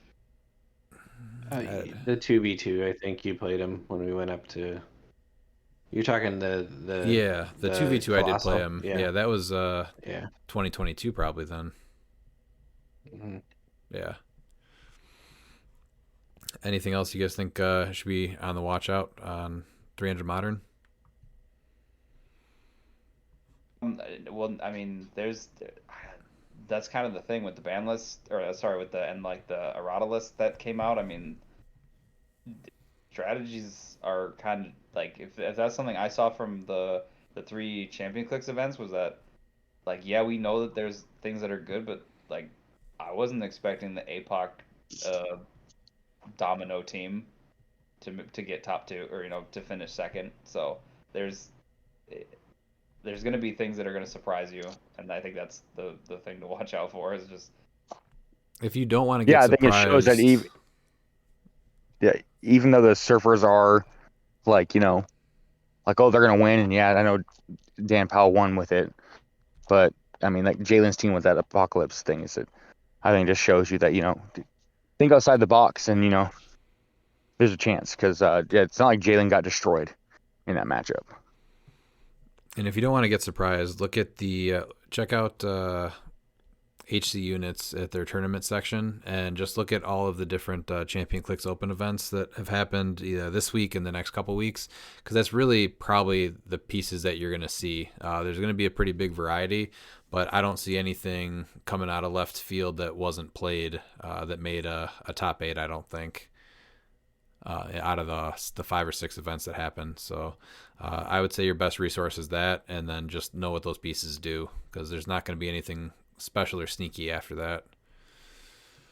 I would think the biggest thing is just if you have a team that you're trying to get ready for Worlds, just practice, and just get the reps, because having the muscle memory to know what you are doing allows you to take the time to make sure to learn what your opponent is doing, so then you can try to counteract it as best you can. Yep. Yeah, practice is key. What are your thoughts on the Jeff Pizza Party Kit and the Deadpool and Hitmonkey Heist Pack? I love me some Jeff. Yeah, he looks pretty fun. They need to fix the Hitmonkey card. What's wrong with the Hitmonkey card? Oh, so is that it's only friendly characters, right? Because right now. Oh, that's right. It lets everybody. It lets everybody. Yeah. Yeah. Everyone just stealing his equipment. Yeah. I like it's one of those things where like it's the exact same sculpt as the chase, so it's a fun piece. But as far as if I'm playing Deadpool and Hitmonkey, I'm probably every time playing the other one, the chase, over the heist pack. I think the heist pack will see play if it's fixed, obviously, after Collector's Trove, when equipment becomes a premium again. Yeah, I could see that actually. It's worth putting 80 points on the board for that. But I think that it needs fixed first. I will say though, bad though either, right? Or am I mistaken? I feel like their dial wasn't that bad either though. No, they have a stop click. They're like 7 clicks deep. No, they have a really strong like dial. 80 points though, right? Is what it was. Yeah, they're 80. Yeah, 80. But they're 80. They're 8 clicks long. Yeah, I mean they start with Invincible, so that's not nothing. Oh no, they're not bad just, at all. Yeah, I just like giving everybody. Yeah, giving everybody the ability, including your opponents, that's where it hurts, especially because you're paying 80 points for it. If he was like 40 or 50, okay, it's meant to be in the dial, because that's the negative part of the character, for why you're getting that points. But when you're paying a premium of 80 points, plus, he also is more points than Prime Blue Beetle, so can't just take him off the board. That's true. True. So. The Jeff Pizza Party thing was pretty neat, but I like that 25.1, especially when it's for free off of Deadpool and Elsa. So I'm not sure if I'll play that Jeff that often. Yeah. I like his he's got the really cool thing with the free choose a friendly character. That character may make an attack but only target a character that damaged Jeff since your last turn. And I mean he's pretty stout for 40 points. He's 6 clicks deep. So being able to get the free attack off with Jeff. I just don't know if I'm paying 40 points for him when that 25.1 is so good. No, I'm not saying that. I'm not trying to dismiss the 25.1. I just think it's a strategy thing. That's all. Well, yeah, you don't even main force the 25-point Jeff. It's free. Yeah, exactly. You just make him off of Deadpool and Elsa. Yeah. Are you guys picking those up? Obviously, I am. Yep. I'm I forgot to buy them. The listener Wesley Robertson, he ordered a few extra, so I traded a few things for it. So the Pizza Party kit is, I think, still sold out on their website, right? I think so, yeah. But it's supposed to hit stores. I believe so, yeah. I'm hoping it does, so I can get one, because I didn't pre-order one, just because I didn't know what it did, so I was kind of like, eh. Well, yeah, nobody knew what it did, and the first person that it was shipped to posted everything online, so there was no release thing or anything with them. Peter, you picking this one up? They needed a few posts before you actually got to see everything, because they weren't taking pictures of everything. Yeah. Yeah, I'll probably get it. I think they're pretty fun pieces. So. Matthew Prignano asks, is Mern a necessity for every team? I don't think he's gonna. Yeah, I don't think he's gonna be a necessity, but he's definitely gonna be one of the top pieces you see, especially when he's such like a perfect butterfly swap. But he does have weaknesses, so I don't think that he's necessarily has to be on every team. Well, no, because there's going to be some teams that you're going to be building that do not have MERN keywords, and that's for a reason. And so you don't want to put MERN on that team because then, well, unless the strategy is to be an anti-MERN team. But like Mystical, for instance, right now you don't need MERN because you want to be able to protect yourself from them ignoring everything. So Yeah, like my team doesn't have any of keyword. I think mine doesn't either. Yeah, I'm pretty sure my whole team doesn't have any keywords that MERN Yeah, has. because you don't have white shirt, right? You just have black shirt. Yeah, exactly. Yep. Yeah. So yeah. Do you have any Yeah. monsters No, though? MERN's great, but I don't. No, he doesn't. I thought you were So, playing like, Deadpool and Elsa. No. me? No. Yeah. Oh, okay. I, Maybe not. I swapped to Ghost Rider. So, but Gotcha. that was kind of the idea was that way I'm not worried about being anti-stealth by MERN. So Phoenix Sentinel is a better matchup for me that way too. Yeah. Peter Marshfield asks, looking at what you faced from the Champion Clix Open, what figure caught you off guard the most during your run? I think obviously that was sadly Apocalypse. Yeah. What out of you guys though, just looking at the builds, what was the one that you guys thought was the most surprisingly played? Isaac's team. I understand he's a great pilot. He's a great player, but like his team just didn't seem like it synergized great enough, and apparently that's wrong because it won the event. So I mean, it's just it was unthemed good stuff, but it he's was a played little weird. He's played a team like this before because I've faced him at Champion Clix and he played a good stuff team then, and he just played it really well. Like he was still on Prime Spidey, he was still on MOE. Obviously Kong wasn't there, but I think he was on Surfer at that point. Major Logan at full points is, I think, the reason why that team was just so surprising. Yeah. It's a lot of threats in your face though, and let Kong sneak up. Yeah. And he only had 4 or 5 figures, so it's gonna be double action Kong most of the time. Well, and you're also trying to prevent the opposing Kongs from taking the double actions too. So I think the reduction in characters is just good for that. Yeah. Mm-hmm. And the triple Ghost Rider, but that didn't make top cut, so I saw that and was like, wow. Black Lanterns made top cut somewhere, so so congratulations to them. And I thought Jalen's team was wildly, like, just sitting there and thinking through what he was trying to do with it was that's a really cool team, really good idea. Yeah, definitely. How was it not seeing a bunch of monkeys across the table? That was honestly probably the best. That was what I was looking for. Actually, as soon as I walked into the room, is how many people were playing Kong still. So the fact that they were not all over the place, but still sprinkled into the builds, I think was ideal. For the record, that's how it should have been. They're apes, not monkeys. First of all, Monkeys have tails. Yeah. Mm-hmm. I think that's the thing is they made Kong easier to deal with, but they didn't take away any of his teeth. So he's still just as terrifying as he can be offensively. So Mine is missing a front tooth. I think a couple of them are. So yeah. I know I was hoping to spend some time with you guys, but despite the fact that I couldn't make it, it did feel a little less defeating to find out that the Dark Side will be a buyable next month. Or does that make it worse?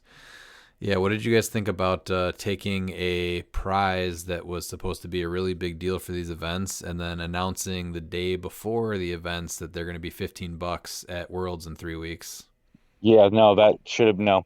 that was just way left. You field. make it viable eventually, but that was a slap in the face, like it's a prize. Yeah. Like that's like if the whole entire point was first and second place got that, it's like, oh, they get it a month before.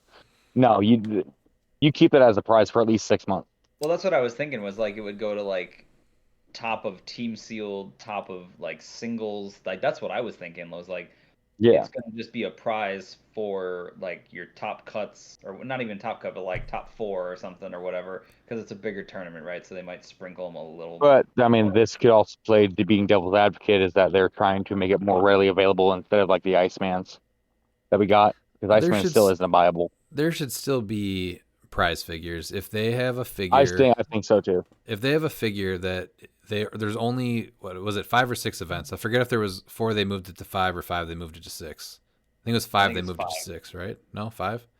No, I think it's just 5. Yeah. Yeah, it was Okay. 4, I think, that moved to 5. Okay, so that means that there's only going to be 10 of these guys available out there. And so that's going to drive a lot of people to these events. And then I was literally driving 6 hours when they posted this on Facebook to spend 2 nights at a hotel just to play in this. So the fact that But you, think of it this way, though, is that those people can no longer fund their world's trips. I'm not really too worried about that. I'm just throwing that out there. But there was also No, yeah, originally I'm with you there. there was 38 people that were signed up for the Ohio event, and then by the next morning, only 27 people ended up. I know there's always a drop off to some extent, but I would assume that some of the people were kind of turned off by that and decided not to go because of that alone. So I Yeah, thought that yeah, that was a really, really shitty thing to do, honestly. yeah. It should have been not available to buy for, I would say, at least 6 months. I think that's totally fair. That's what I think too. Yeah, because that would have been it would have been a buyable at what Adepticon.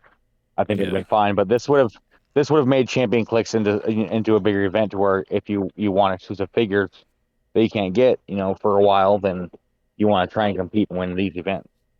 Yeah, exactly. And that does still promotes people wanting to go out and play events, which is the Yeah, whole idea. And if you win one of these things, like I would assume that you could probably have sold it for probably $300 if that announcement wasn't made, right?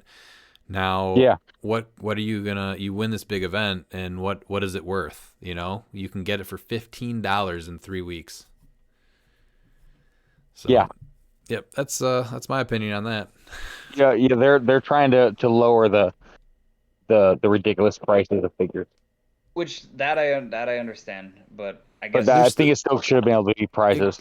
yeah, there's prizes, right? We're still playing a competitive Yeah, game. It goes right back to the yeah, bunker map too. It's a prize map. yeah, Not everybody can have it. You got to win it, so you got to play. yeah, yeah, So I'm not saying that. I just thought it was going to be more sprinkled in like prize piece during Worlds because that's usually what they were doing. You know what I mean? I didn't think it was going to be yeah. for sale. Like that's like whoa. We jumped from it being a prize to a sale item. That's a bit weird. I would have been fine if it was like top four for some of the world's events. Still making That's it what I super thought. Yeah. limited. That would have been fine. But the buyable thing is $15. That's just kind of a joke. I think it just should have been a prize for longer. I mean, that's all. 6 months, I think, is fair. Yeah, I think that's pretty reasonable.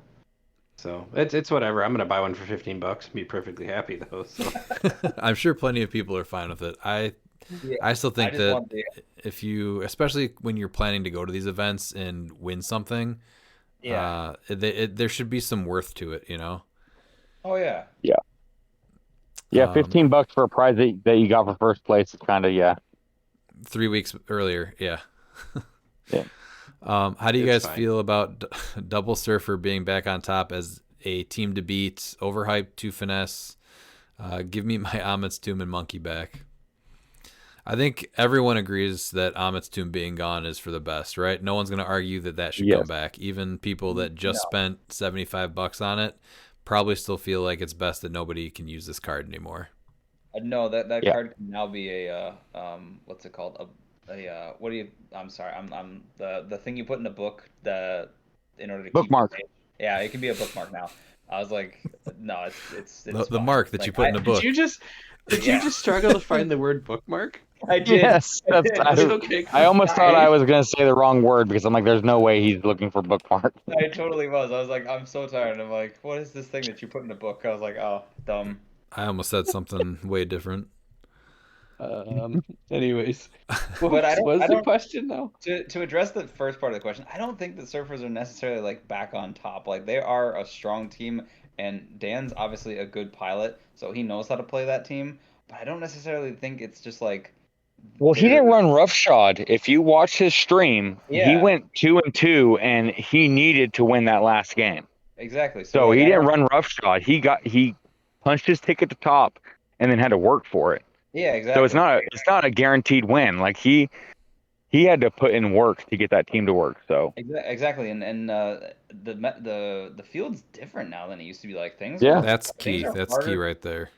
things are harder to kill And so like surfers aren't magically just, oh hey look, we're 2 clicks up and we're on our invincible clicks now. Like they're not as easily getting there anymore. Well, no, I think he was the who else? What was the placement of the other two surfers? Jason Alvey had one of the surfers, and Oh yeah, he, on his sideline. Yeah. yeah. No, it was on Oh his no, main he was main force. forcing it. Yeah. Yeah, I forgot. Yeah, he was main forcing it. It's still a great piece, but the Kongs are still there. I honestly think that we're going to So see a lot more of the Kongs too. yeah, Kongs are still there. Yeah. There was only one figure that surprised me that wasn't seeing play, and that's a figure I was pushing. But I mean, it makes sense because it's a piece that has never seen play, and so I don't think people felt comfortable running it this quickly. That's Donnie Blaze. You're going to have to prove that So piece, they went with Miles. Kazar. I know I you're up have for the to. I I'm know gonna you're up have for the to. challenge. I know you're up for the I- challenge. Yeah. I played against it. He's better than you think. So I will give it that. Like he's definitely not just something where I didn't. I Okay, won't you know brag what? about Donnie Blaze fought Johnny Blaze, and you know what? When the dust settled, Johnny Blaze was still alive. Johnny wasn't. it. Yeah. Okay. And he decided to whiff. Yeah. Next, we have This is on a a 6. a new listener, Mr. Arthieves, first name Trollin Toad. He asks, "Can Kong thrive without being an Alpha Strike piece?" I think talked a Yes. lot about Kong, and I think all of us still think that he's definitely a piece that's going to see play. I think there's a lot of people are hesitant to play him, but he's not bad. He just lost a little mobility, and he's got a couple weaknesses. He can still do a ton of work, and if you build your team around that, You can still alpha. yeah, he's still really good. I mean, look what Isaac did with him. You have a ton of threats. There's too much to focus on. How do you also deal with a Kong in your face? I think one of the big things that we were talking about, I think Aaron Morgan brought it up, but putting Avatar of Khonshu on him to give him stealth Yep. and prob, you that's a park him great in- play now, and now he's just way more safe. Yeah. You park him in Yep. hindering, and he just kind of sits there until you need him, and then you have to punch him. And I don't see a lot of people running exploit nowadays. So like obviously Colossus is good, but generally speaking, he's still tanky. He's just because Right now, the only figures that could do penetrating to him at the moment is Ghost Rider if you do the no rerolls, Yep. and Wong. Yeah. Elsa, King, yeah. King Deadpool and Elsa are a pretty good little Kong answer. Oh yeah, too. that's true. Yeah, because they're 55 points, not 50. I keep thinking they're 50. They're 55, or good old man thing. He's also 55 points and hits like a brick. Yeah. But that's just it. There's not many people that are gonna really be able to take advantage of that small little nerf that he took. Like he opens up that kind of move opens up a lot more pieces. The move of getting Blackheart to what he is, it stops the every other team you're playing is coming across the board turn 1 or turn 2 and dropping 2 Kongs on you. Because that was just happening so often. That's what it was. So No, that's literally what it was. It was like, hey, I have to fight 2 monkeys. Awesome. Again, they're apes. Yes, Come sorry, on. 2 apes. But they're very angry apes, and it was not a good time. Aaron Morgan asks, since Starro isn't worlds legal, is Grand Prize Apocalypse viable in the current meta? Yes. Oh, I'm curious if he's asking about him as a OMA, or I'm assuming he's asking about him at 150. But I definitely think he's worthwhile. He's definitely worth a look for sure. Do you think he and could he's get got played at full? It's a risky maneuver, but I think if you've played him enough, I think so. I mean, he's got great mobility, hits really hard. There's not a lot of power erasure out there, so him having his stop clicks and just having his stats is fine. Yeah. You don't think still having the rings it's just too easy to shut him down? I guess that like I said, I think that comes around to people like that have played him and know how to work around his weaknesses like that. Yeah, because I think that obviously the traffic barrel and the rings can really mess with like him in general. But I don't know. I honestly think him at 150 on his midline is pretty solid because you have 150 points left to play with to support him, and Yeah. he hits pretty hard even at the midline. Yeah, I think that he could be played either or only at mid dial. I think still until the rings are gone. Obviously, he's rotating with the rings, but I just think the rings shut down too many one man armies. I think the only one that really has a chance Well, right yeah, now is or if not Old Man Phoenix, but Wolverine, the Phoenix Wolverine. well, if you have the traffic barrel, that kind of hurts. It does traffic Any one man barrel, army. stop signs, barrier, and Yeah, you're 5 points done.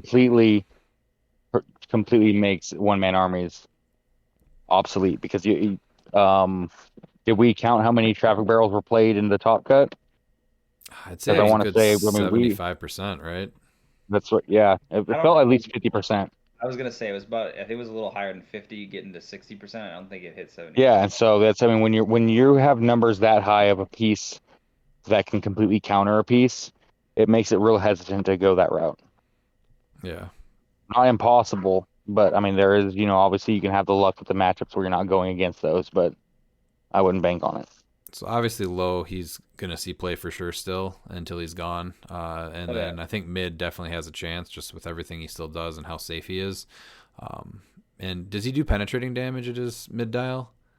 No, he's still the Hold on just a second. He doesn't have He's Pensai? Psychic Blast. I He believe he is has Psychic Blast. he is Psychic Blast. It's just his move and attack doesn't allow you to do that because he can only phase and then make a close attack. Okay, I was just thinking Yeah, he against has Kong. 35-point Genesis. Yeah, hurt him in a 35-point Genesis too. With Mern, since now Mern now has X-Men, now he can see with 7 range through everything. So, I There's mean, definitely I a team don't. there. And then you Yeah. don't really need him to phase. You can just TK him up and be like, all right, shoot something. yeah, because I mean, 7 range on a small map's huge. Mm-hmm. Yeah. I don't think so at 300, but I think at 150 and definitely at low lie, he's amazing Oh, yeah. still. Yeah. Now, do you? I mean, it's obvious though that he's still getting played more frequently at low, right? Yeah. Oh yeah. Yeah. Oh, for sure. Hmm.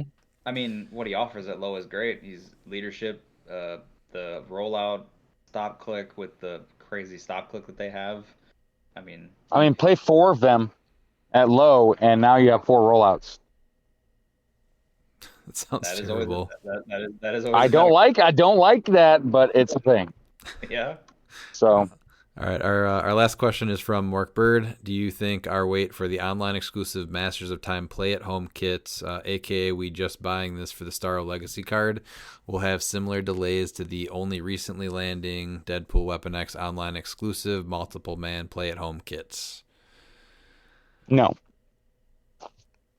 I think it was think it's more of a. direction. They were. What did they say? There was like a bunch of stuff where they're switching software and warehouses and all that stuff, and it sounds like they're right on the verge here of finally getting back on track.